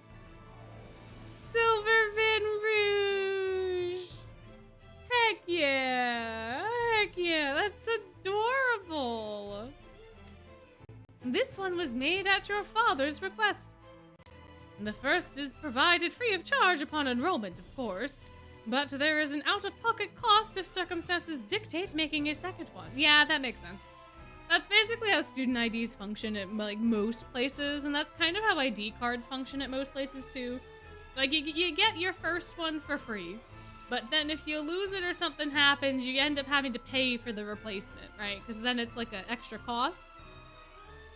So, like, yeah. Yeah, I knew his name had changed in the album. I didn't know that it also changed on his pen. So yeah, I guess he has two now. I suppose he does. Oh, you know what? This does invalidate the one, Florida Man story, though. Maybe it doesn't. Maybe it doesn't. Maybe Ace forgot his magical pen that day. I don't know.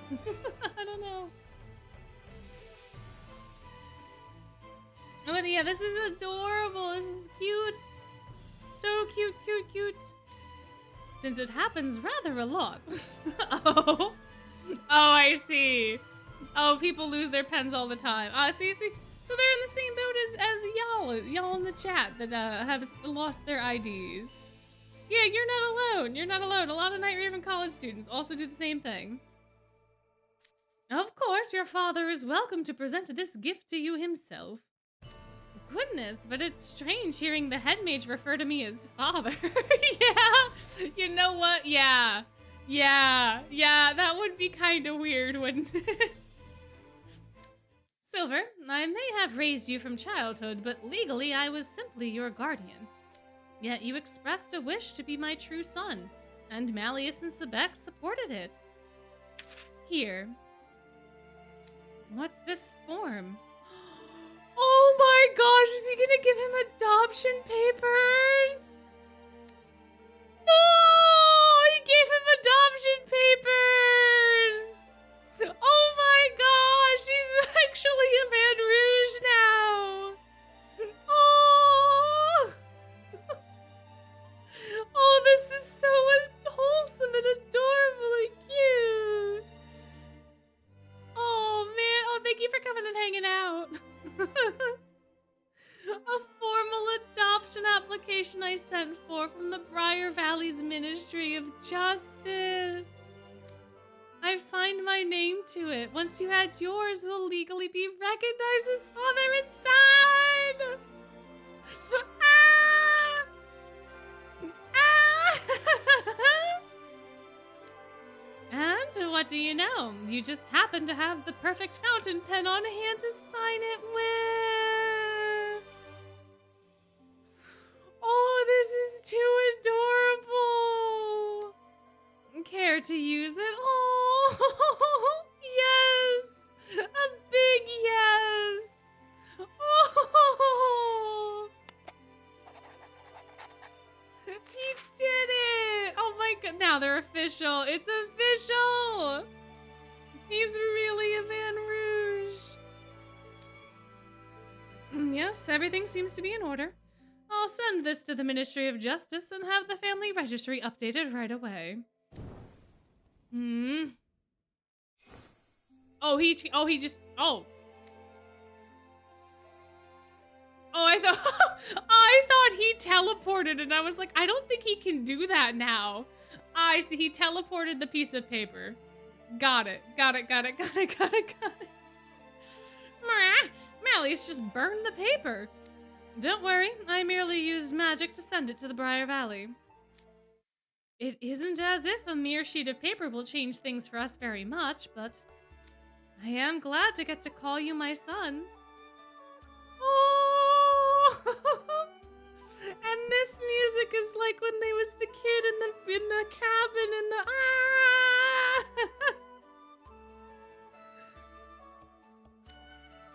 Thank you, Father. And thank you for the magical pen. I'll treasure it forever. Silver, you can smile. Silver, you can smile, Silver. Wow, Silver, you're really glaring at that pen. See, Seeing him rejoice this much over it makes giving it worthwhile. That's his rejoicing face? Yeah, I would not have thought that at all. Oh no, if I look at this pen during class, I might break out into a silly grin. I must keep my jaw clenched during lessons. If he glowers like that the whole class, wouldn't he make the teacher cry? Crowley! Crowley, you cannot be that intimidated by a teenager, Crowley! What? Aw, look how embarrassed he is thinking about excited outbursts in front of his school chums. That's too adorable. It feels like just yesterday he was crawling around on the floor on all fours. I suppose he's at that age now, though. Yeah, Val? Yeah? Yeah, bud? I'm jealous. I'm beyond jealous, Silver. I want to have Sebek Zigvolt Lightning Knight engraved on magical pen, too. Sure, Sebek. For the low price of $79.99, you can also have your own engraved pen. Why not, buddy? Why not? Why not?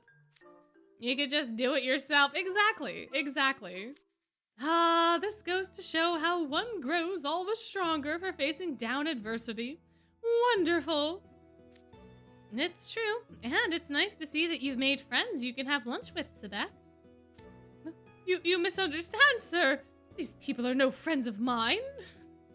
Yeah, they're like, yeah, hell no we aren't. And Deuce is like, whatever, dude. Sure, Becky boy. They simply want my assistance with the Mickey investigation to help you find a way home. And I was grudgingly hearing them out since they were on their hands and knees begging me, except that did not happen. The Mickey investigation? Oh no, Sebek, you can't say that in front of the head mage. We can't have him know. I feel like he's gonna do something to stop it. And it's not gonna be a good time for us. My. Now we gotta explain it to everyone. Now I see, this explains much. That was what you was referring to when speaking of potentially finding a way home that night. Ah, yes, the flashback. This footage that we have not seen for forever, except I almost always put it into every single video that has a Malleus consideration. Oh yes, I do recall you mentioning seeing Mickey in the mirror on the night of the culture fair. Okay, yeah, this I do not put into videos. This is just a Crowley. This is just a Crowley. And you met him again in the dreams Draconia created? What a curious puzzle. Is the mirror in Yu's room some sort of magical artifact like a view glass? I examined the mirror myself after hearing that tale, but it was just an ordinary old mirror. It hardly needs to be an outright magical in nature, does it? This world has no shortage of strange items that were possessed by ghosts or cursed. Items with histories, essentially. Considering how well-traveled you are, perhaps you'll be able to identify it. We should see it for ourselves.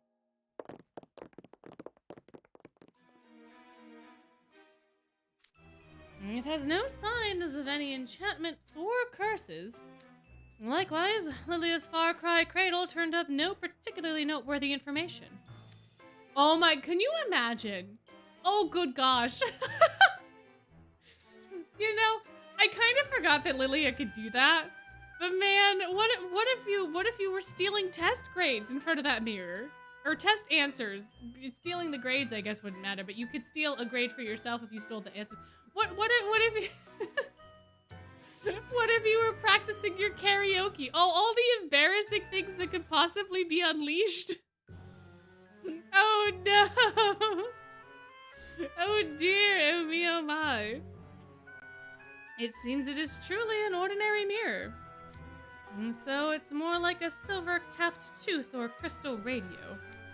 And it only acts as a communicator with Mickey under certain conditions. Specific conditions. Right. That's why instead of messing with the mirror itself, we're focusing on the environment and activation conditions.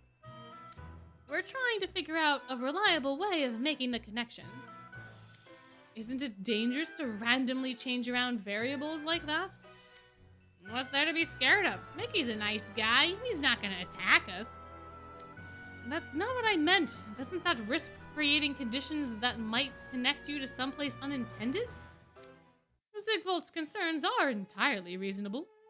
Mirrors and books acting as doors connecting to other worlds, causing people sucked into them to go missing. Oh, hey, Headmage! About that, did you know in the library there's a couple of books that, do something like that? It's almost like there's a couple of books that do that exact same thing. And one of them is in the school library. Hey, Headmage, I think you should do some investigating on that.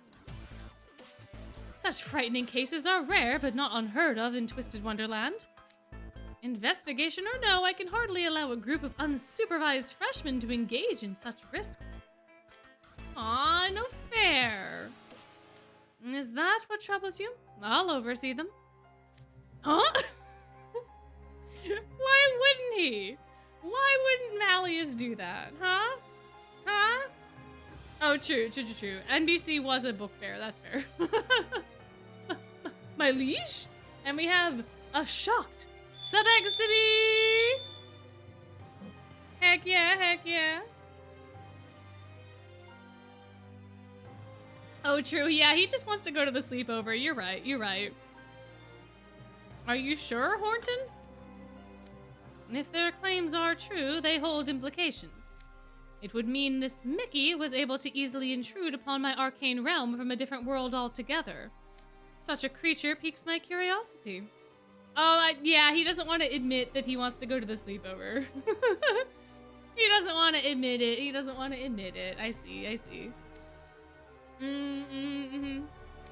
Yeah, actually, Styx has the most cutting-edge tech in the world, and it was still a struggle for them to analyze the realm's structure and enter it. Meanwhile, Mickey just slipped right in with no trouble at all. Does that mean he could be an even greater mage than Malleus? Yeah, I don't know. He said he wasn't a wizard. My, fascinating. Now I wish to meet him even more than ever. Now, Malleus, you do remember you're still not back in top form, right? Good grief, I suppose I'd better stick around as well, just in case. If you and my liege are joining, then I shall as well. And another sippy. Oh yeah? I thought you were too busy to join in. We've got some dependable upperclassmen helping out. You're free to focus on your studies and practice, Sebek. No, I insist upon joining. Then I think we have a plan. We'll do the best we can to help you find a way back home, you. Aw, thanks, Silver. Thank you.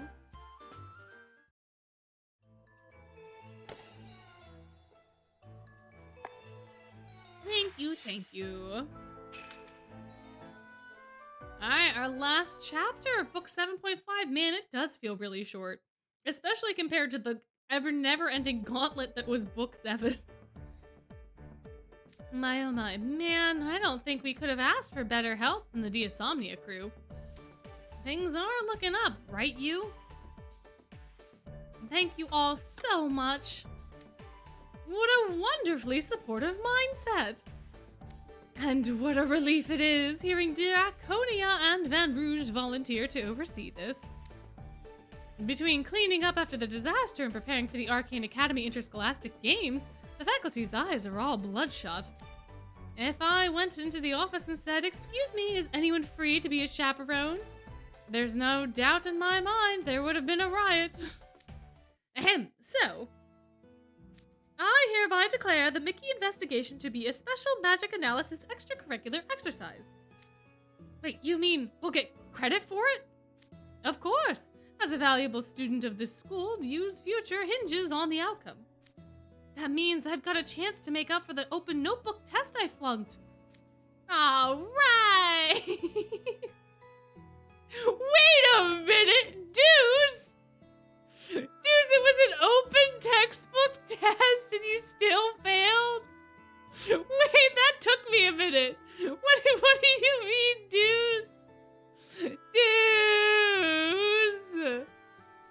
Dude, you know, sometimes open book tests are harder because you spend so much time going through the textbook to find the stuff than you would have if you like just memorized it. But God, Deuce. That said, staying up all night and sleeping through class the next day would be the opposite of educational. I cannot have that. So, keep your investigation within the bounds of reason. Is that clear? Yes, sir.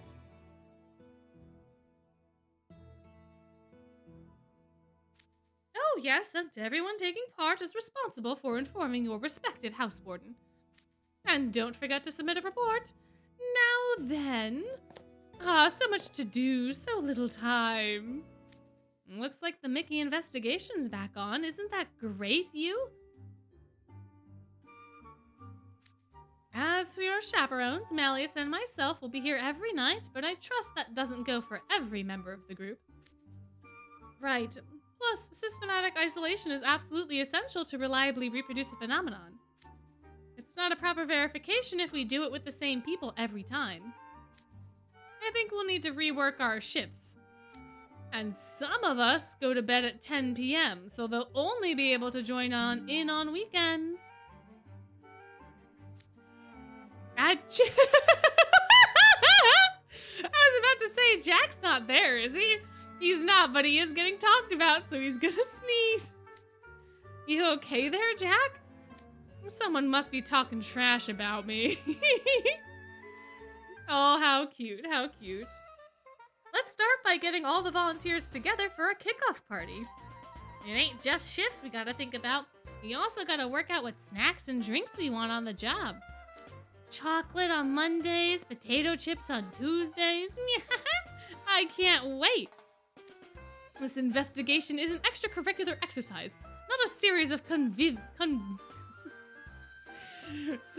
you gotta stop talking in Latin, buddy. Convivio. Sleepovers? We should clearly start by establishing record-keeping and reporting methods. Hee. To think I could have pajama parties with my school chums at my age. Everyone, make sure you show up in your most adorable pajamas. Pajama parties? Those are certainly a type of gathering I've never been invited to before. I'll be looking forward to this. Yeah, Malleus gets to go to his first ever sleepover. Oh, my liege. Okay, you people, these better be the greatest pajama parties ever! And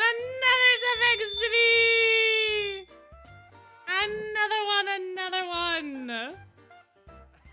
My.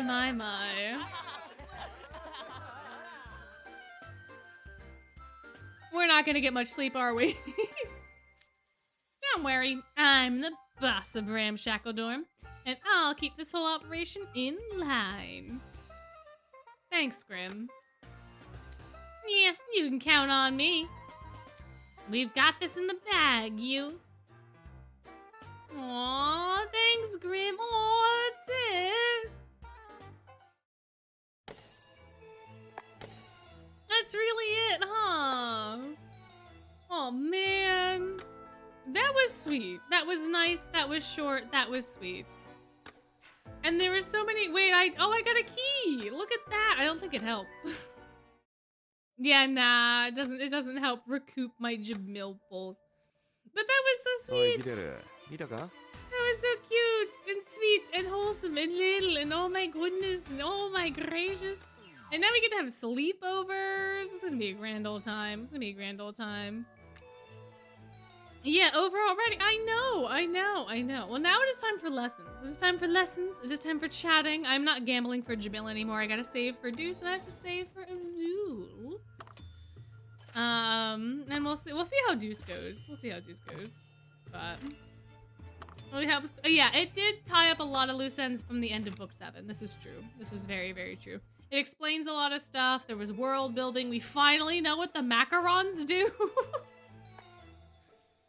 My goodness, my gracious me, oh my. Sleepovers are kind of fun, but sleepovers can also be a little overrated. It depends on that, like, your friend group and how many people are there, and if it's like a birthday party or not and stuff. I've gone to some sleepovers that are super duper fun, and then I've gone to some sleepovers that were just okay.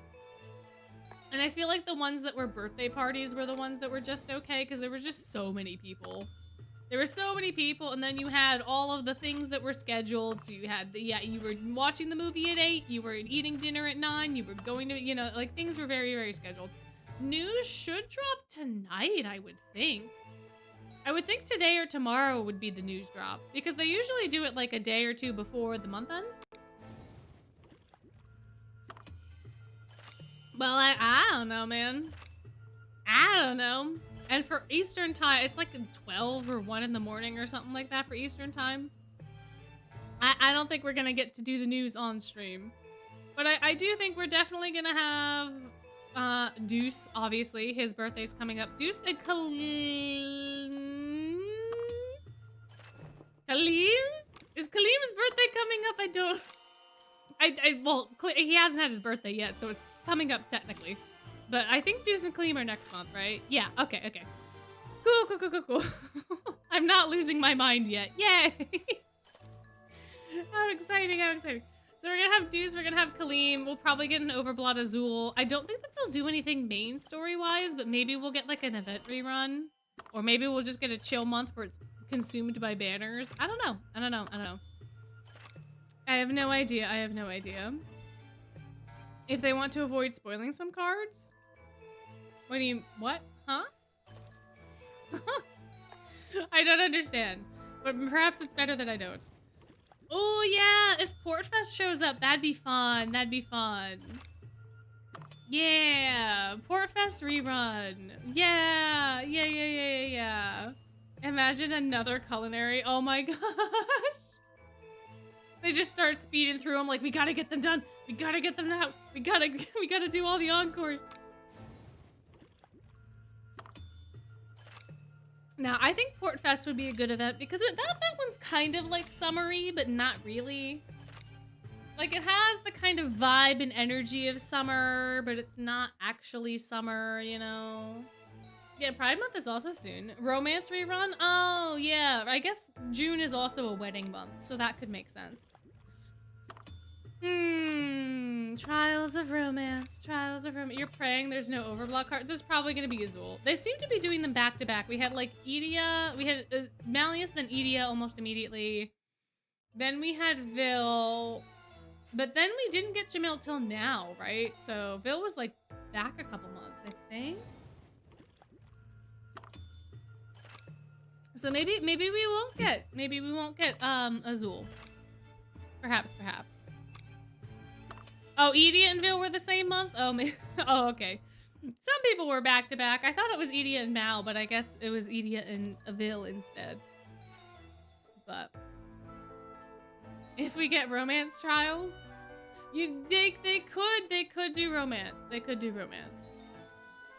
Oh yeah, Firelit Skies. That would be a good one for them to do because they haven't done it in a while, and I don't think it's in the event flashback, is it? I don't think it's in here, so maybe oh, it is. Never mind. Well, you know what? Glorious Masquerade was also in here twice before they reran it a third time, so, you know, anything's possible. Anything's possible, technically, I suppose. But do I have any more tokens? I think I went through all of my tokens last time we were on stream. Oh, I need to get this at some point. That's not what I thought I was doing, but there we go. Maybe I can do that now. Maybe we can just watch. Oh, I have 90. I'm almost 100. Almost there. How many keys do I have? I have 3 keys, 5 key sets. Here, I can scoot myself out of the way. There you go. Oh, now there's there. That's the one, that's the one that I wanted to do. So yeah, so I have that combined with my gems will be enough to get me to 200 for Azul. But so like I only have a little bit left to try to get Deuce. And like theoretically I could do another 10 pull today, I think. So so how many I have 5,000 gems, give or take, right? Because I will be spending some of them for the keys. So that's not what I wanted to do. So I have about 16 pulls in gems, which means I need at least 4 key rings in addition to guarantee an Azul. So there's that, which basically means at this point I only have 1 10 pull available. So I'll get it. Oh, that's true. I will get another key set from Deuce. That's true. That's true. I will absolutely go for Overblood Azul when he comes out, because the only card I forgot about Deuce's card. So the cards that I kind of want is Deuce, Overblood Azul, Jaden Floyd's birthday, and that's pretty much. Oh, and Scully. I keep forgetting about Scully. So those are the cards that I would like to have, presuming that Scully gets a card, right? Because like they have a pattern of giving them cards, but like who knows? Yeah, I would presume Scully's this year because Nightmare Before Christmas was new last year, so the rerun this year presumably would get a card because Playful and Glorious did, so Scully will likely exist at some point in time. Surely he will come to the server. So that's 5 cards. So the 2 birthday boys, the 3 birthday boys, I guess technically, the Overblot, and then the Scully. So the birthdays are the less serious because they will rerun next year. The Overblot cards presumably will also rerun at some point after their initial showcases are done. So, but I kind of wanted to get Overblot Jamil just to be able to put him on the home screen, so that way I could lure out Azul. Because I feel like that would be my good luck charm, and I think Jamil knows that, and I think that's why Jamil is not showing up. So there is that. There is that. But anyway. So presumably Azul will come out next month or another month or whatever. But I would like a Deuce. And I would like an Azul. And I would like a Jaden Floyd, but they're much later, and so is the potential Halloween card. So I have time for the other 3, right? Right now it's really just Overblood Azul. When's he gonna show up? When's he gonna show up? When's he gonna be? When's he gonna be? But also, I don't know where the spoiler is. Hold on. Guys, Guys, I said it at the beginning of stream. I made the text bigger on screen. What is happening? Where's I don't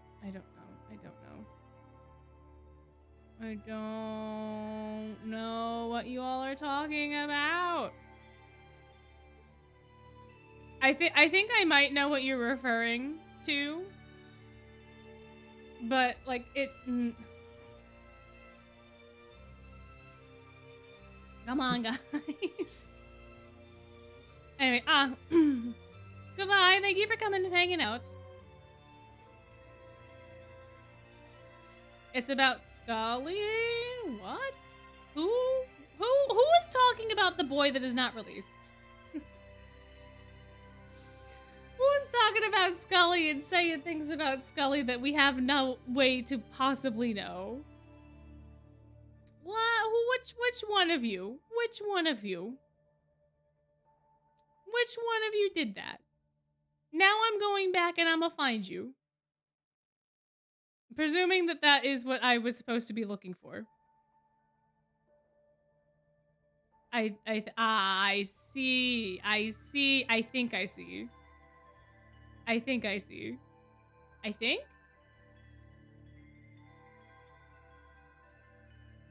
I think. I think I got it. I think I found it. Okay. Well, anyway. Now that has been done. Oh, who is Scully? Who is Scully? Who is Scully possibly? You got a Scully keychain at Anime Next. Nice. I'm pretty sure I found. There's also ads. But, but anyway. Can you split stream with the ad? What do you mean? Does anyone ever ask how is Scully? Fair. My.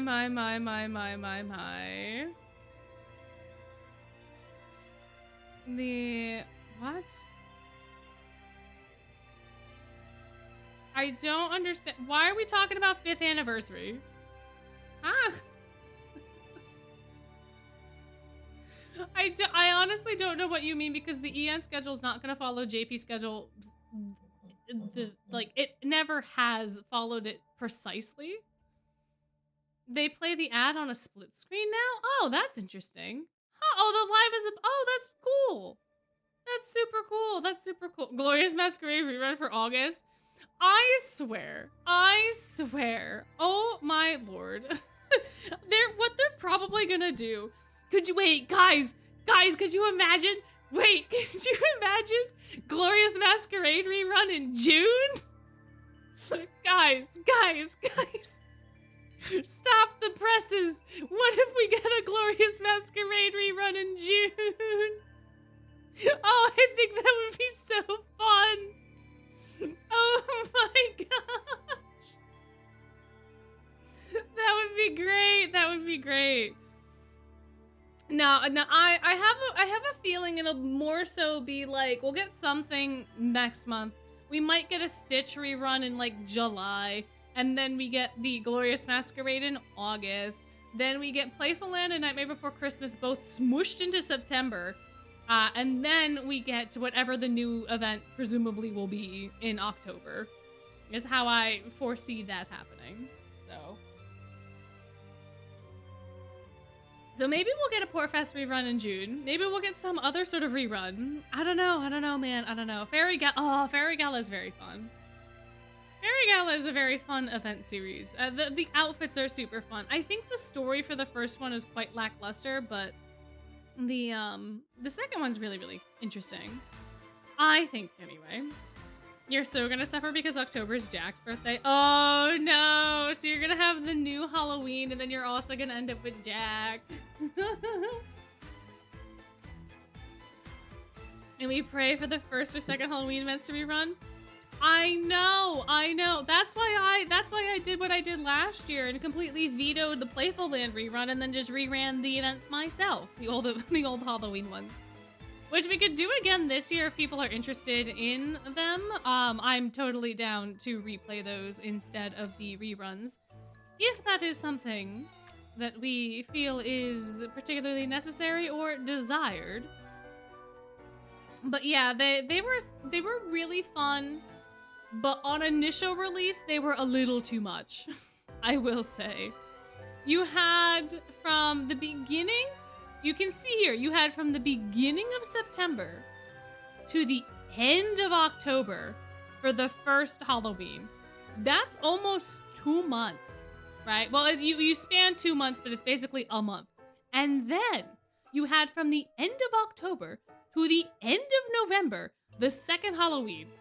So you had back-to-back Halloweens over the course of like 2.5-ish months. But that's probably a little bit exaggerated. But like, it was a lot. And then the next year, I think they only did Soiree. If I remember correctly, yeah. Then it was just Soiree. We did not get the first one rerun at all. And then they both disappeared because the Glorious Masquerade showed up. And they did Halloween in August. So yeah, so maybe that's what happens. Maybe that's what happens. Maybe we get an August Glorious Masquerade rerun. And then we had Playful Land, and then what did they do last year? They did Glorious from the 2nd to the 16th, so not that much time. Then they did the 17th, so they gave Playful like a full month to rerun. And then they did, obviously, the full month for the initial run of Nightmare. So I don't know. I don't know, guys. I don't know, man. I don't know. Oh, Arcane Combat Battles? Oh, man. Oh, man. Christmas in July is a thing. Yeah. But we don't have any Christmas events in TWST. We only have... The only thing that's close is the Harvestin event. I think... Yeah. Because there's nothing else that's like snowy and Christmassy. Like, it's not even a holiday. It's just them sledding in the woods while there's things. But an Arcane Sam would be great. Arcane Sam would be great. A Christmas in July, then having a Halloween in June. True. Yeah, that'd be fun. I mean, that's basically what they've been doing.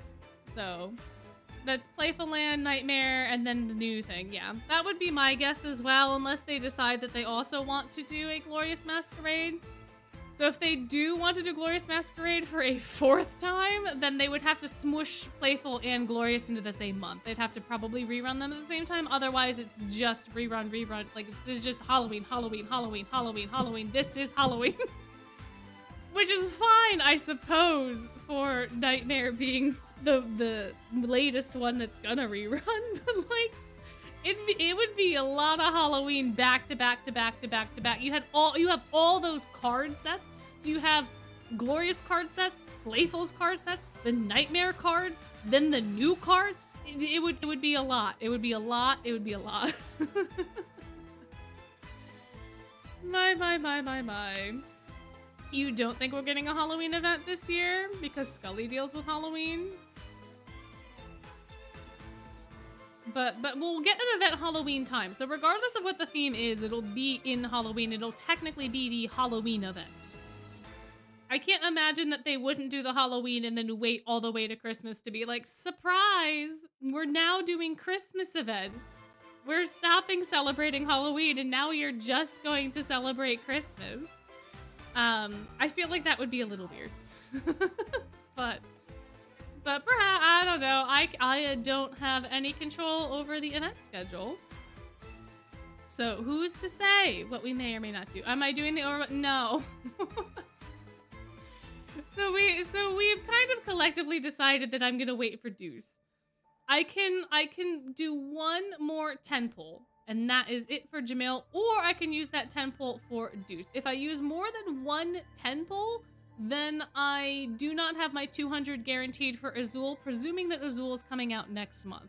Azul may not be coming out next month, but if he does, I need to have my 200. So that is that. I presume that the Playful Land, Ernesto showed up and then my brain just went to Playful Land. I presume the Overblock cards are gonna end up encoring at some point, rerunning, etc., etc. So getting Jamil now versus later doesn't really matter.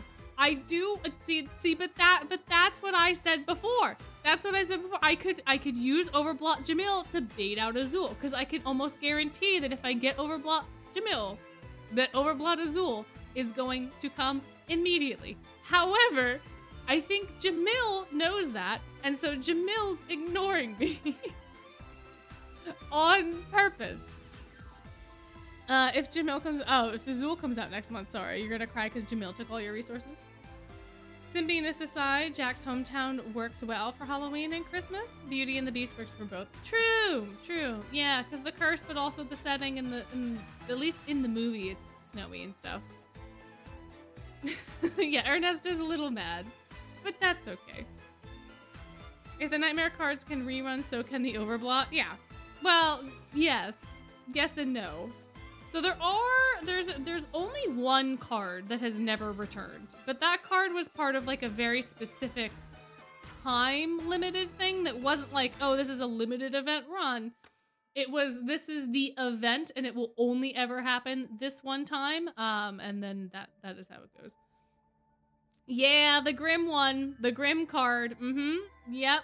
Platinum Grim. I wish that they would return him. I wish that any way a way to get that card. Because I tried, and he didn't show up. But because it was specifically for the Disney's 100th anniversary, he's probably never ever gonna come back. Yeah, and he's the only SSR Grim, and it's annoying because a lot of the other cards require Grim for their duo spells. Like this one is duos with Grim. Why is I know why his duo's with Grim, but it's with Grim. At least Crowley has Grim as a buddy. The Halloween cards piss me off the most because Rolo has Azul, Iria, and Malleus. Wouldn't it make sense for Malleus or one of these other characters to be his duo buddy? But no, it's Grim for no reason. It's just Grim. So I think Ernesto's the same way, right? Ernesto, Ace, Kaleem, Ortho. It would make a lot of sense for his buddy to be Ace given the story, but no, it's Grim. And Grim has one singular SSR that he only ever had that one time for that very specific Centennial event, and he will never come back. So if you want to use your duo, you have to use the SR cards. And the SR cards aren't terrible, but when you have buddy bonuses for all these other characters, why would you want to put Grim on your team? I don't understand. Like, I get it because they're special cards, and I get it because there's not enough staff. There's, like, an odd number of staff, so if you made... You can't say, like, Crowley's gonna buddy with a student. That's kind of weird.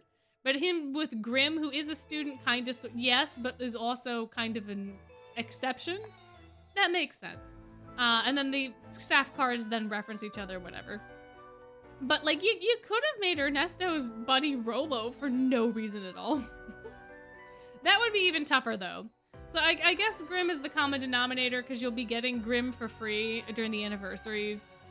But, like, still, it makes so much more sense for them to be having a duo with the people that are involved in their event instead of Grim. I don't know, man. I don't know. Halloween boys are forced to pair with their respective SSR cards. Yes. So their buddies are the respective SSR cards. Yes, indeed. However, those SSR cards are usually part of the story that involves the villain, like Ace being the one that can thwart Ernesto and Malleus being Rolo's ire, right? It makes sense for them to then do this. I mean, maybe because they're too antagonistic, it wouldn't make sense narratively, but like you could have their duo lines be them ripping on each other. You could have them be doing that. That doesn't have to be positive duo lines, you know, but it would at least make more sense given how the cards are built. In my humblest of opinions. So, well, we shall see. They'll give Grim an SSR eventually. Yeah, but when? But when is the real question? Because if you have all these cards that have them, eventually you're gonna have to give us an SSR, right? Yeah, Leona and Phil basically scold each other in their dorm duo. Exactly. You can have that work for the event cards too. Yeah, I don't understand why. Grim needs one for his ribbons. True. Yeah, don't spoil JP. Thank you. Rolo honestly has a... Yeah. His duo line between Ernesto and Rolo would be so funny. Yeah, exactly. Exactly. Like, how would they even know each other? How would that even happen? What a good time. Oh, yeah, you're right. A Nightmare Before Christmas suit Grim would be so cute. Yeah.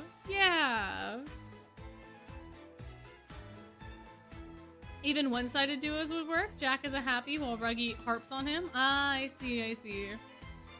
Have the Overblock cards duo together, like Edea and Mal, because why is Edea calling him a secret weapon? one is too uptight, the other is a screw the rules kind of guy. Exactly. They met in Ramshackle. True. That seems to be the way that most people portray the Halloween kiddos, is that they just kind of end up becoming Ramshackle members. They kind of just get adopted by the dorm. Oh yeah, his ceremonial robes is really cute. Grim. Let's look at Grim. Let's look at his cards. I'm pretty sure I have... Oh, this one. The striped ribbon. Look at this smarmy little guy. Isn't he adorable? The ceremonial robes is 2nd anniversary, right? 2nd one? Nope, that's not where. So 3rd anniversary. 3rd anniversary. I'm also sorry, guys. These all the. There he is. There he is. There he goes. Yeah, he's really cute. He's really adorable. Yeah, the ear peeking out of the hood and everything, and he's got his little mage stone on this little belt. Ah, yeah, because he can't have it as a necklace in this outfit. No. Why was that the only one you did show off the other art? I think because I had used Grim for Ernesto Duo, actually. I was thinking about short form content that I could make. And I tried to do like a little mini trailer for Ernesto, and it did not turn out as great. But I changed it so that way it wouldn't be like a spoiler. Because I was trying to make it be like, what would they do if they actually did it this way? I like the cake one too. I like this one as well. It's quite cute, I think. His little face with the icing and his tuna can cake, etc. Vale is fixing his robe. Oh yeah. In the trailer, yeah. Ramshackle adopting a lot of people. Yeah, we're just a gang of misfits. That's all we are.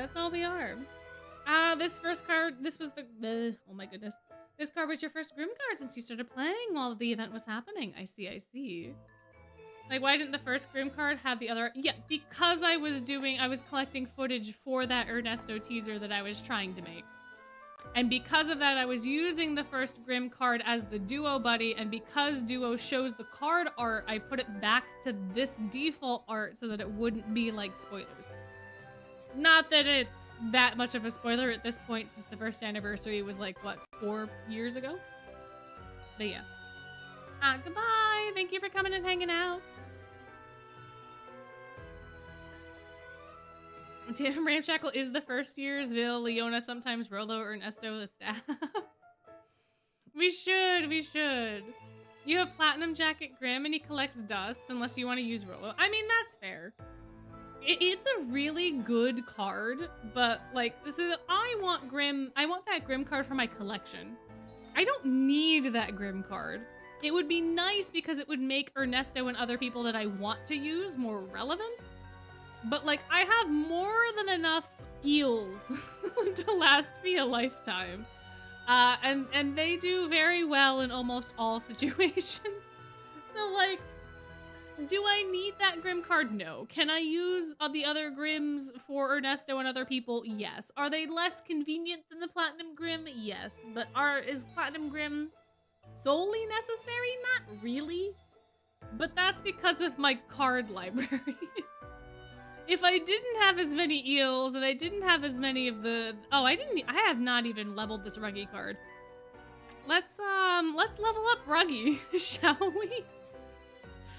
Let's get him ready for Groovy, shall we? But yeah, so. But I still want more Grim SSRs. I think it's unfair to have him be the duo partner for so many cards and then just not have cards of Grims for people to use. That's not enough. Yeah. Oh, the thaw marks? Yeah, well, they just kind of collect, man. They just kind of collect after a while. I would make Ruggy cry with the thaw marks. I'm sure. I know. I kind of forgot that I even got this card, to be honest.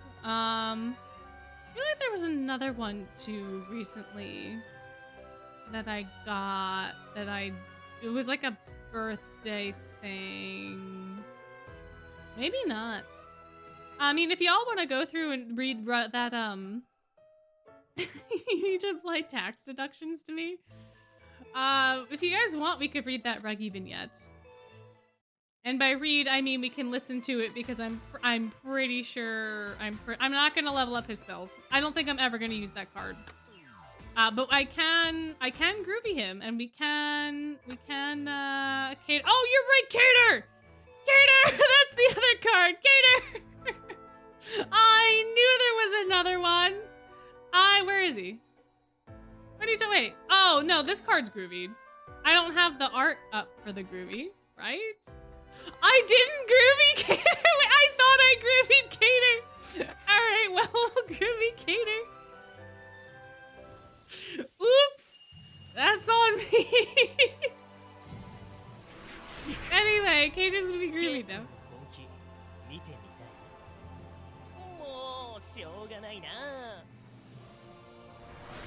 There he is. There's Cater. I know you can tell by the purple sash on the card. My eyes have not been able to pick up things tonight, clearly. Oh, I cut him off. Oh well. Anyway, Cater's groovy now. Cater's groovy. I think because I have Trey groovied, but I don't like Trey. I don't have Trey's art up. I think that's why I thought Cater was groovied. I was like, oh, the two of them are the same. Therefore, it totally must be that's what happened. Yeah, they're in the back of each other's card art. So Cater's in the back of this one, right? Stop. And then Trey's in the back of Cater's. Ta-da! They're hanging out with each other. And they're also slightly involved in each other's stories, so. It's very cute. It's very cute. That's what he gets for tricking the freshmen into painting the roses. Sure. Who else have I not groovy? I guess it's just Ruggy now. I think it's actually just Ruggy at this point in time. You know what I could do? I could filter by groovy, and then we would know. I haven't groovy these guys either. Do we want to groovy these guys too? I thought I groovied. I love this cards. I love this card's art. I like this Jade card. If you have not seen the Nightmare Before Christmas event, these will kind of spoil you. Also, I didn't level up Lilia at all. Oh dear. Did I read his vignette? I haven't even read his vignette yet. Oh my gosh. Oops.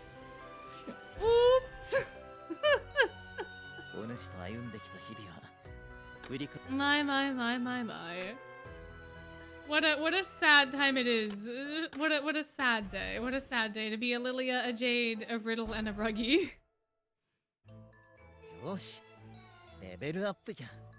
Yeah, and it's this cooking card. Alright, I'm gonna I am going to groovy the Nightmare cards. I'm gonna oh yeah, and Cater. I'm gonna groovy the Nightmare cards real quick. If you don't want to see the groovy art of the Nightmare cards, look away. Look away. Are the leveling up items at the bottom for level always 0? Yeah, so if you... Oh, this is not gonna work. Oh, this thing? Oh, wait, no, I think I used my honey on somebody. I used my honey on... You get honey occasionally, or you can buy honey in the gem store. You're talking about this? The jug? Yeah. So this honey you don't earn in lessons. But you do get this sometimes from like events. They gave one away for something. I think it wasn't the anniversary. It was something. But you can also buy these jugs in the shop. Typically, I think they're available during birthdays, but I don't know if you can get them anytime. But we'll find out. Okay, so they're not an anytime deal, but I think during birthdays there's like those level up packages that are specific to the birthdays, and I think those might have jugs in them. But you do have to pay gems for them. It isn't free. I don't think the jug of honey's free in the shop. I think it was free one singular time for like the anniversary. But after that, I'm pretty sure you have to pay gems for it. Clearly, I do not go and look at them. Clearly, I don't go and look at them. Well, yeah, that's the one time for free, and then presumably there may or may not be a time in the future where they also give it out for free. But the jug essentially allows you to level a card immediately to 40 from level 1. So for those birthdays or for those other special events, if you're getting those SSR cards, then it'll help you reach the groovy requirement immediately. However, you don't need the jugs. You can grind, and grinding is fine, and you can get lots of the other honey to get to all of the different points that you need without the jugs. You don't have to buy them. We used to not even have jugs. The jugs are new. Back in my day, we had no jugs of honey. You had to grind for honey. So, you're getting a lot of honey from solo studies. Also, yeah, you have solo studies now too, so you can passively grind that stuff. Yeah, I don't have any of my boys set up for that, but you can if you want. Oh, I didn't know they had voice lines. I don't ever go through the solo study stuff with the voices on. But so that is another thing you can do. Okay. Now that we did all of that, we're going to Groovy Jade. So if you don't want to see Jade's groovy, you're gonna have to wait till the groovy music is over. But I'm hitting the button this time for real. For realsies,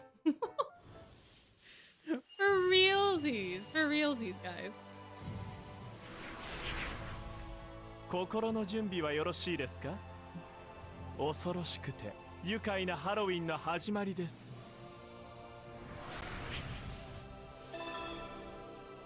Man, I really like this one. I really like this art a lot. Oh, Jade has so much fun during this event.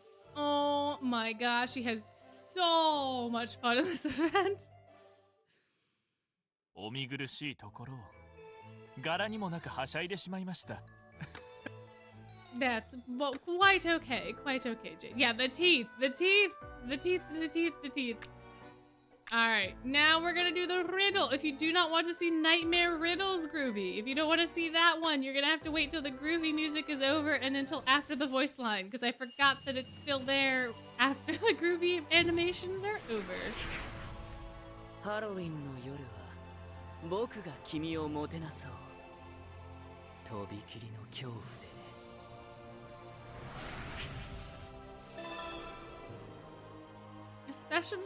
Specialized fish? Are we talking about Jade still? I mean, I suppose he's a specialized fish. This one's cute too, but they scare me, which I guess is the entire point. But not my favorite per se. But yeah, they're really scary, aren't they? They're really scary. Alrighty, so now we have to go read vignettes, otherwise I can't Groovy, Ruggy, or Lilia. So I think maybe we do a Ruggy, maybe we do a Ruggy. I mean, Lilia's will be shorter. Let's do Lilia's first because it's shorter, and then Ruggy's I don't think I have to actually talk during, so maybe I will have to talk during. I don't know.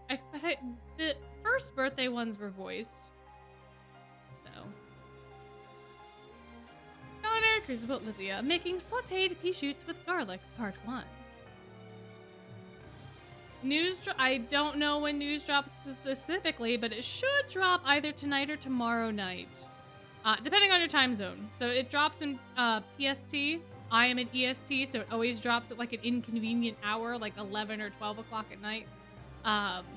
But it'll be today or tomorrow, most likely. Prior to getting started, that credit shall be mine. The day has finally come. Lilia Van Rouge has returned.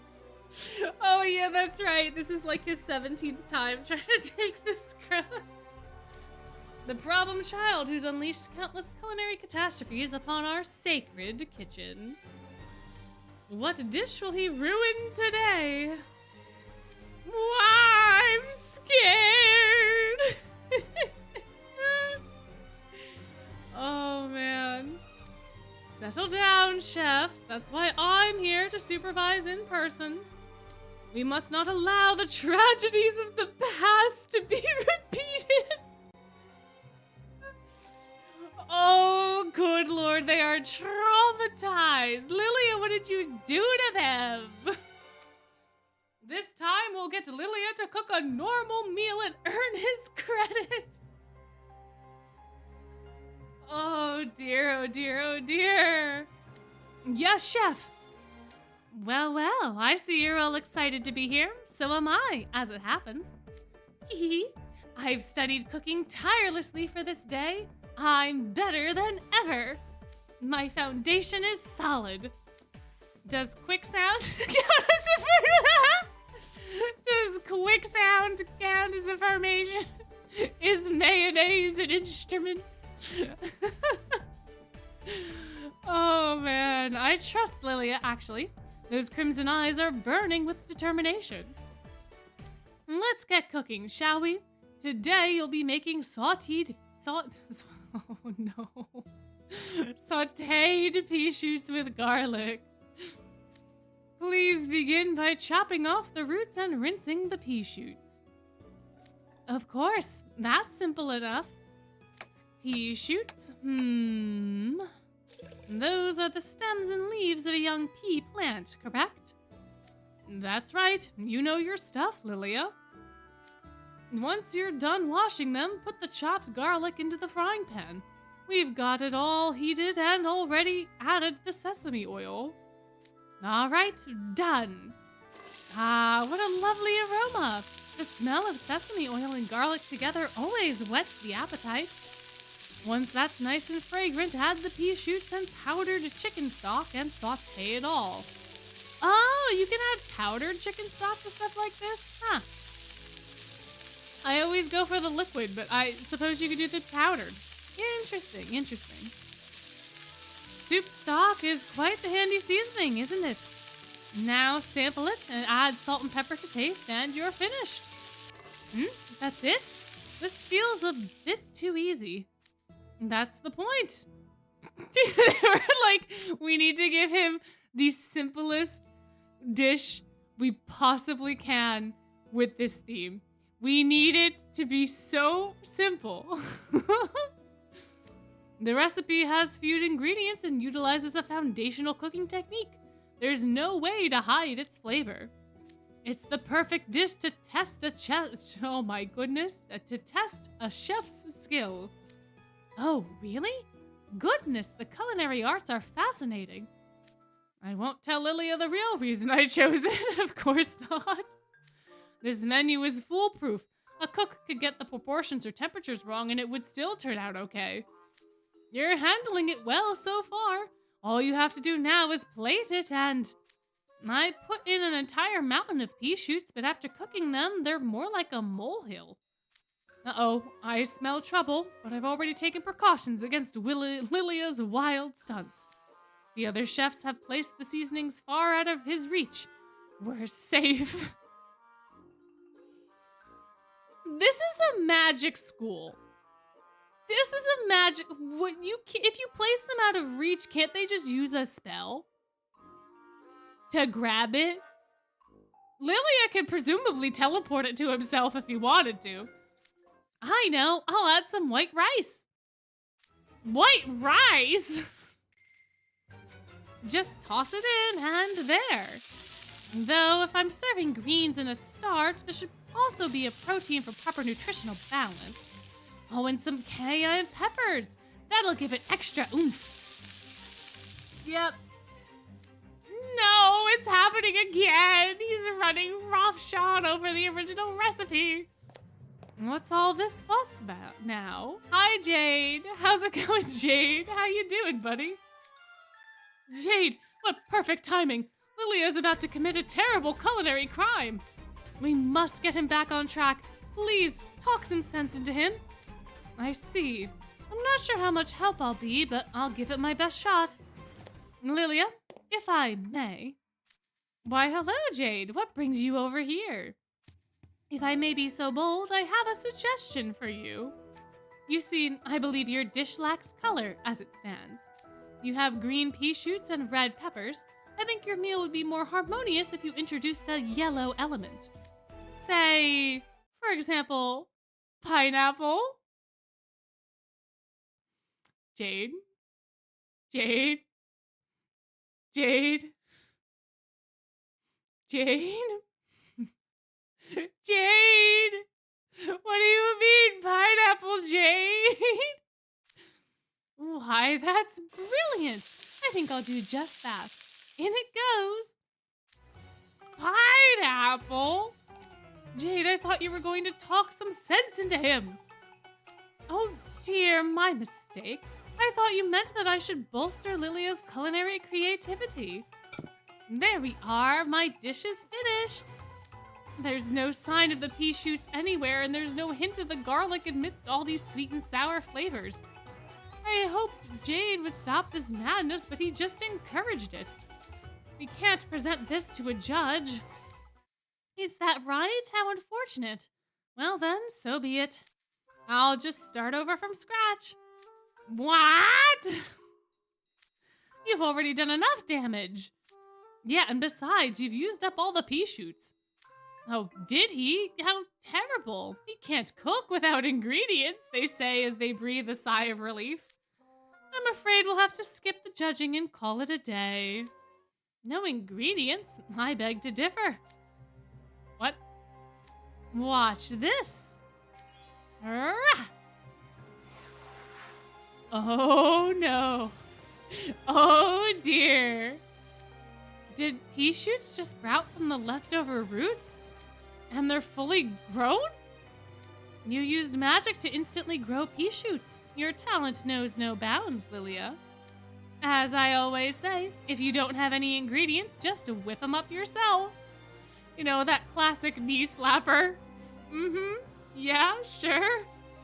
Now then, chefs, I believe I've just removed our primary obstacle. Let's get back to cooking. Oh no, oh dear, oh my.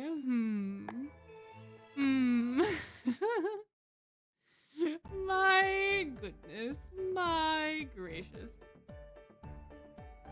Part 2, Electric Boogaloo. I'm so nervous. Being a judge is such a big responsibility. Am I really cut out for this? Here I am. Ah, so you're the one trying my food today, Apple.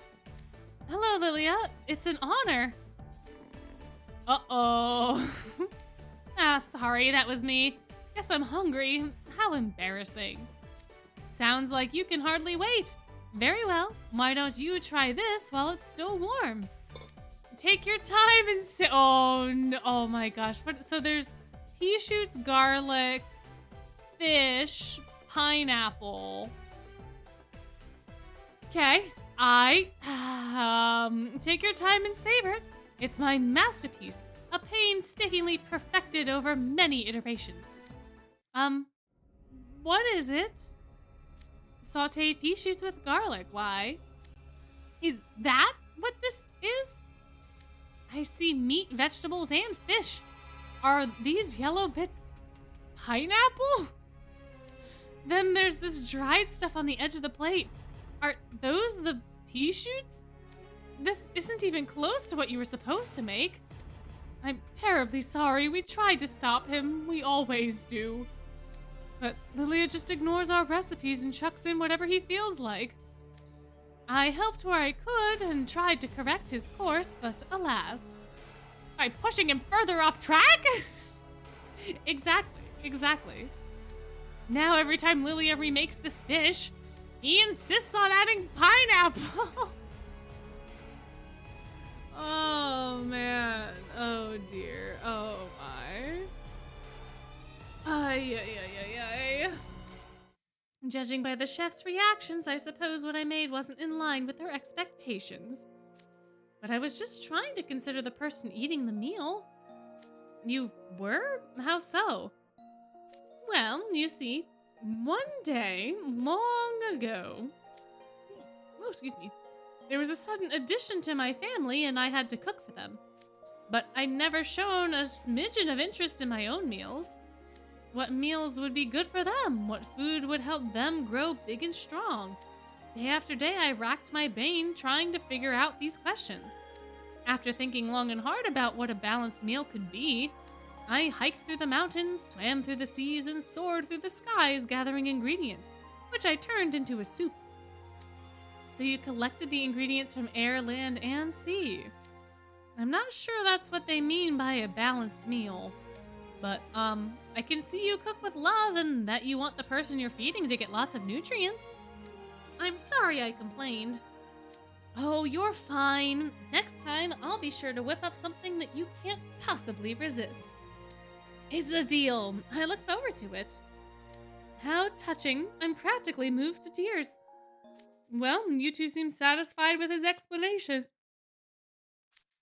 In that case, both of you get to eat the whole dish.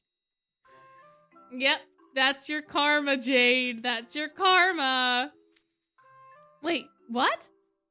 Whatever his reasons, the way Lilia flouts our guidance and wreaks havoc in the kitchen is absurd. I can tell he means well, but I also can't shake the feeling that he's doing it for fun. Regardless, it's wrong to let perfectly good food go to waste. If you both support Lilia's stance, then I expect you to clean that entire plate. Aw, come on. Dear me, what a pickle. I guess there's no getting out of this. All right. Here goes nothing. The flavor is most complicated. It defies description. It's sweet yet sour while also bitter and spicy? I ain't never had such a zany dish before. Come on, you two. Less chatting, more chomping. I thought it came out rather well, but neither of you appear to like it very much. This calls for a token of apology. I'll bake up a nice banana cake for a palate-cleansing dessert. It'll need a superfood for extra nutrients, though. Some liver should do the trick. No, thank you. My, oh my. And there he is, growing those pea shoots. Dear, oh dear. What a guy. What a pal. What a buddy. And now we are on to Ragi Bucci and his birthday jacket vignette that I won't have to read, hopefully. 今日は待ちに待った誕生日。パーティー会場に行く前に恒例のインタビューを受けないとね。Oh, so they still have an interview. I see. 魔法のバースデーダイスに選ばれたプレゼンターが幸運を運んでくるか。プレゼントに何をもらえるか楽しみっすね。Well, at least he got somebody that could get him a good present. I suppose. I don't know how lucky he is to have this particular person, but sure, Rug. おやおや、そんなに期待されているとは、ご期待に添えるでしょうか。Hi, Jade. Long time no see, buddy. プレゼンター、ジェイドリーチです。ラギーさん、本日はよろしくお願いします。ジェイド君が選ばれたんすね。こちらこそ、今日はよろしくっす。はい、では早速。ラギーさん、お誕生日おめでとうございます。こちらをお受け取りください。Yeah, it's nice to see the Jades recovered so quickly from that near poisoning. My oh my oh my. 待ってました。って重っ。一体何が入ってるんすか？ん？この匂いは、あ、やっぱり洗濯用の洗剤。 Oh, laundry detergent. Not so bad. うわー、これお高いやつじゃないっすか。衣類用洗剤の他にもなんかいろいろ入ってるし。Whoa, good job, Jade. Good job. えーっと襟袖用に、こっちは泥汚れ専用。へえ、食べこぼしのシミ取りなんかもあるんすね。以前ラギーさんが購買で洗剤を購入しているところをお見かけしたことがあったので、洗濯時の手間暇を減らす助けになればと、こちらの詰め合わせを選んでみました。 Wow, that's so thoughtful of Jade. Thank you, buddy. 専用って言うからにはやっぱ使い心地が違うのかな。洗濯するのが楽しみになってきたっす。喜んでいただけて何よりです。現実的すぎるのではと少し心配したのですが。 I have a feeling that Jade wasn't worried. I have a feeling that he was not worried at all. 現実的で何が悪いんすか。そういうのが一番嬉しい。最高っす。地元にいた頃はこんな洗剤を使うようになるなんて夢にも思わなかったな。ご実家にいた頃はどうやってお洗濯を？その日食うもんを手に入れるのも大変だったし、衣類専用の洗剤なんて買う余裕はなかったっすね。もちろん洗濯機もないから、溜まった洗濯物を大きなたらいに入れて足で踏み洗いするんすよ。The manual way. I see, I see. 簡単な作業だからガキの頃からよくやってたな。暑い日に裸足で洗濯するのは気持ちよかったし。 Oh, I can imagine that feeling so good. Man, any sort of liquid on a hot day. It's a good time. Pardon me. そういや、近所のチビどもと水かけっこしたこともあったっけ。ああ、懐かしい。微笑ましい思い出ですね。あの頃は目立つ汚れが落ちたら十分綺麗になったと思ってたけど、今じゃ真っ白になった洗濯物を見て気持ちいいなんて思ってるんだもんな。ノリの効いたシャツや取り込んだばかりのシーツにも抗いがたい魅力がありますね。Yeah, I don't know anything about starch shirts because I don't starch any of my shirts. I don't know how one even goes about starching a shirt. But man, freshly dried sheets. Like if you take a shower and you're all nice and clean and then you get into freshly dried and laundered sheets. Oh man, that's the best.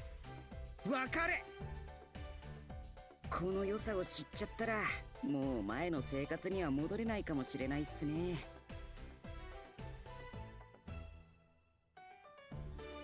Yeah, that's fair. That's fair. I think you also tend to get like really used to the detergents that you use and the smells and like that sort of stuff too. But yeah, exactly. Warm sheets straight out of the dryer. Oh, the coziest. Coziest. では、インタビューに移りましょうか。Oh, it is getting... I don't know why it's skipping, but it may... Yeah, no, I don't know why. Ah! That's on me. I don't know, the audio, it seems to like skip a little bit all of a sudden. Like the connection's not strong enough. But it's not a battery thing, so I guess it's just gonna be a little laggy, that's all. ナイトレイブンカレッジの生徒の中で兄弟にするなら誰がいいですか？ Oh, that's a very interesting question. ただし同じ量の生徒は除くとのことです。 Ah, that makes it even more interesting question. 兄弟ね。手のかかるチビどもは間に合ってるし、どっちかといえば兄貴が欲しいかな。そうだな。お、イデアさんなんていいかもしれないっすね。Oh, that's really interesting. Okay. Explain. 意外な人選でもないのでしょうか。理由をお聞きしても。まあなんとなく。ほら、イデアさんってめちゃめちゃ弟思いだし、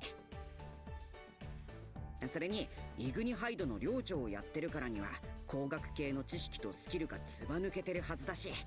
Okay, so he's going after the guy that can presumably take care of him and do it well and also has money. Got it. それってつまりマジカルホイール作ったりアプリを開発したり複雑なプログラムを組んだり専門知識が必要なことをいろいろやれちゃうってことっすよね。俺は魔導工学にはあまり詳しくないっすけど金になる技術ってことはわかるっす。イデアさんにいろいろ教わったら将来的に役に立ちそう。なるほど。しかしイデアさんは他人との交流を避けがちな印象がありますが。 True. でもオルト君とは仲いいみたいだし兄弟なら問題なくコミュニケーション取れるんじゃないっすかね。I suppose that's also true, because if this is a hypothetical where Ruggy is the sibling, then they would have grown up together and like gotten used to each other, right? So, makes sense. それにもしイデアさんが卒業後に技術者として働くようになったら営業とか交渉の部分を俺が一手に引き受けるのもありかなって。Oh, that's also true too. Fair. But I feel like a lot of those skills Ruggy picked up in his current life as it is. I feel like people never think about those sorts of things when you have these hypothetical situations. 細かい数字の話となると正直不安なところもあるけどこれまでいろんなバイトの経験積んできてるんで対人スキルなら絶対に負けないっす。その点は異論ありません。ラギーさんの見事な働きぶりは僕もよく知るところですから。I'm sure you are. I'm sure. でしょ。だから俺が弟になって接客業務をまるっと請け負ったらイデアさんは自分の作業に集中できるし俺はたっぷりギャラをもらえる。それぞれの得意分野を生かしていい関係を築けると思うんすよ。兄弟で足りない部分を補い合うということですね。素晴らしい。こうやっていろいろ上げていくとやっぱりイデアさんってかなりの有料株かも。Oh my. Are we gonna try to get buddy with Edie now, Ruggy? なかなか顔を合わせる機会もないけど今のうちに親しくなっておいて損はないかもね。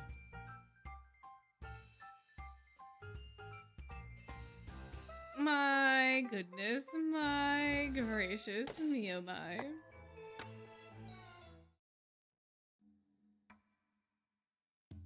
続いての質問です。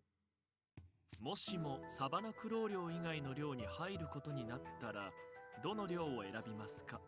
Oh, interesting. サバナクロウ以外の寮か。どこに行ったとしてもそれなりにうまくやってく自信はあるっすよ。That's true. I feel like Ruggy could do well anywhere. The only problem is Diasomnia. The only problem I think would be that because he's scared of Malleus. So if he was in Diasomnia, that could be a little bit of a problem. But he would also be dorm mate, so it wouldn't be as intimidating, I guess. Maybe. でしたらオクタビネルはいかがですか？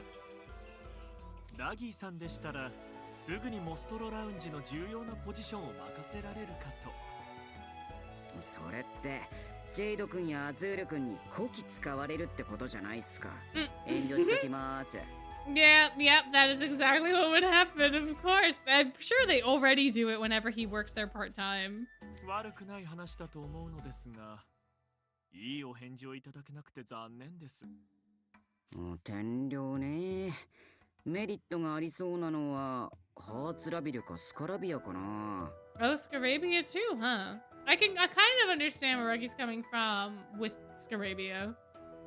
I think I understand where he's coming from with Hearts the Bull. But I think he fits the vibes of both of those dorms pretty quickly. Pretty well. Well is the word I think that I need to use. I think after this vignette, I'm gonna go to bed. I think I'm unreasonably tired for no real reason. Actually, I know the reason. The little kittens have been very energetic at night, which is what they are supposed to be. But the one keeps getting into my bed. And I can't have her be in the bed, because otherwise I'm gonna smoosh her. Because she's too little.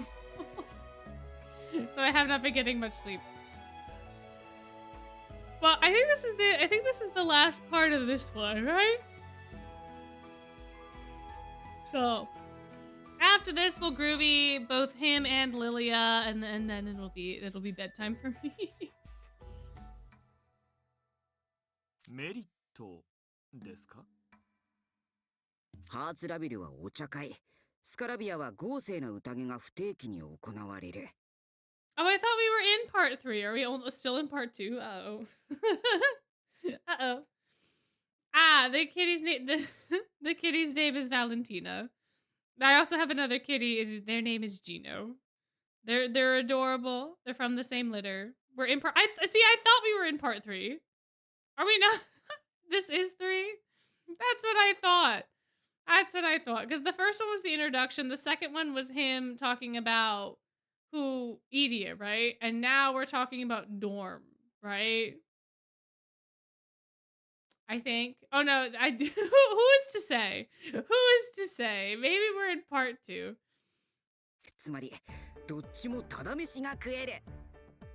腹いっぱい飯が食えて残り物を持ち帰れたら他の量よりもだいぶ飯代を節約できるっす。そう言われてみれば確かに。さすがラギーさん、目の付けどころが違いますね。どこか一つ選べって言うならハーツラビル寮がいいかな。 Oh, Hearthstone over Scarabia, huh? なんでもない日のパーティーもそこそこ高い頻度で開催されてるみたいなんで。But doesn't Kaleem throw parties really frequently too? 地元にいた頃はお菓子なんてめったに食えなかったからな。 Oh, sweets, got it. That's why. ケーキやタルトみたいな贅沢品を腹いっぱい食べられるのは魅力的っす。それにもし俺がハーツラビルに行ってもカリム君は宴に誘ってくれるだろうね。Yeah, that's fair. And if you were in Scarabia, you probably have to work the parties. さすがラギーさん、抜け目ありませんね。とはいえ、ハートの女王の法律はネックになるのでは。Oh, I see. まあうちの寮に比べるといろいろ面倒なところはあるっすね。よくもまああれにおとなしく従ってられるもんだよな。真面目というかなんというか。まあ法の抜け道なんていくらでも存在するしね。 I was gonna say, he's pretty good at survival, so I think that he would have a good time in Hearthstone anyway, because he, like Cater, would find those little loopholes or find those little technicalities and things like that. So there's no way that he would have a bad time. It might be a little difficult, but Ruggy, I think, has the street smarts to be like, of course, I'm not done eating yet. I see I have a carrot left on my plate, Riddle. We're fine. ハーツラビルに行ったとしてもうまく立ち回ってみせるっす。これでインタビューは終わりっすね。次は本日の最重要イベント、幸運のギフトの贈呈です。Okay, so this was in fact part 3. So we are in part 3. So I am not quite that tired. シェイド君めちゃくちゃ楽しそうっすね。ラギーさんの誕生日という特別な日ですので、万が一にも失態をさらさぬよう入念にシミュレーションしてまいりました。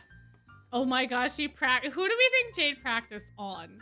Did he practice on like a wall, Floyd, Azul, like... このように素振りの音怖いんすけど。本番もその勢いでやるつもり？ Floyd?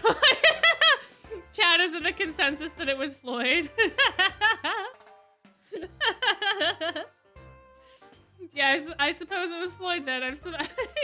Absolutely. もちろんプレゼンターの役目を誠心誠意全うさせていただきます。意外とまともなプレゼントくれたし平和に終わるかもって期待してたんだけどね。 Well, you hoped wrong. You hoped wrong, Ruggy. You hoped wrong. でもこの後にはごちそうが待ってるし仕方ない。さっさと終わらせますか。準備はできたっす。いつでもどうぞ。はい、それではラギーさん、お誕生日おめでとうございます。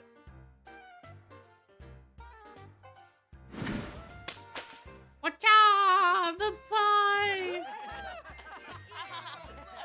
What a good time. Man, Jade knocked him straight off his feet. Wow, good job, Jade. Wow, Jade, you didn't need to go that rough with the poor kid. Come on now. Come on now.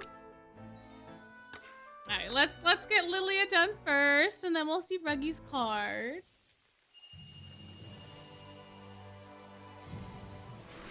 Yeah, you don't expect the twills to be that strong, but... 審査員が涙を流すとは、やはりわし、料理の才能があるようじゃな。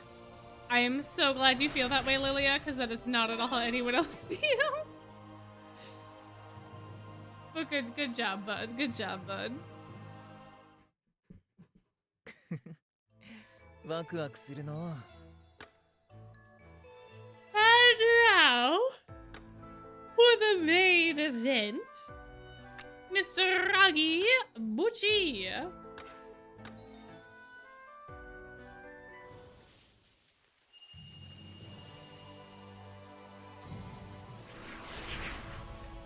いっぱい食べてプレゼントもたくさんもらって最高の一日っすね。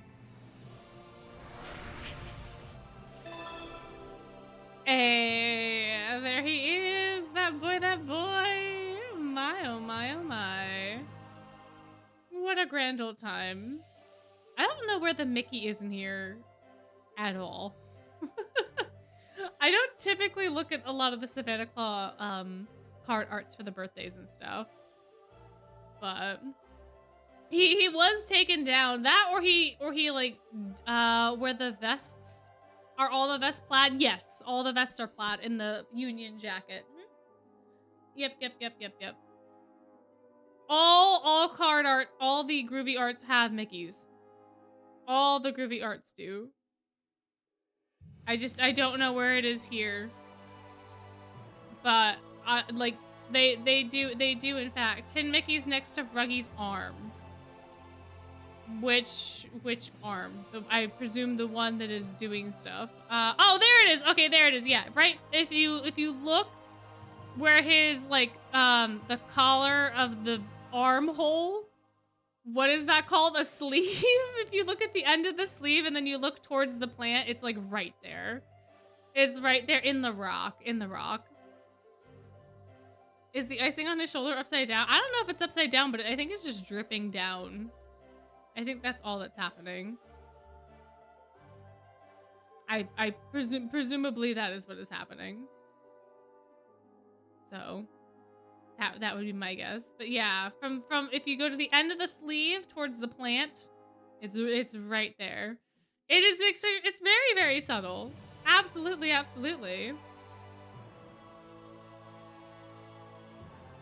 Someone's gonna do a compilation of all the Mickeys, probably. Not a subtle hidden Mickey in the Overblow arts? Yeah, well, you know. Yeah, well. Ah, somebody already has. So there currently exists a, whatchamacallit. What? Oh, goodness. I really need to go to bed, I think. I can't think straight. There's a compilation of the hidden Mickeys, yeah? That was the thing, right? Hold on. Sorry. Ernesto, you're gonna be very, very loud. Let's make it, he can still talk, but he's gotta be, like, quieter. Somebody tracks them. If it's not you, Ray, then it's somebody else on Tumblr. Ah, I see. Thank you.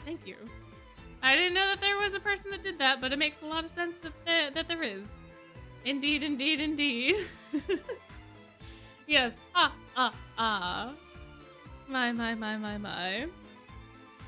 Oh, the crow's writing desk? Maybe? I do not know. I don't know a lot of things, but what I do know is that I am going to go to bed and attempt to get some sleep. And if we do things next week, we will have more streams next week. That is a thing that we will do, and absolutely, indubitably. We'll see how things go. But if you are going to sleep, then have a wonderful sleep. If you are going to be having a day, then have a wonderful day. And I will see you in the next one. Night's blessings. Bye-bye.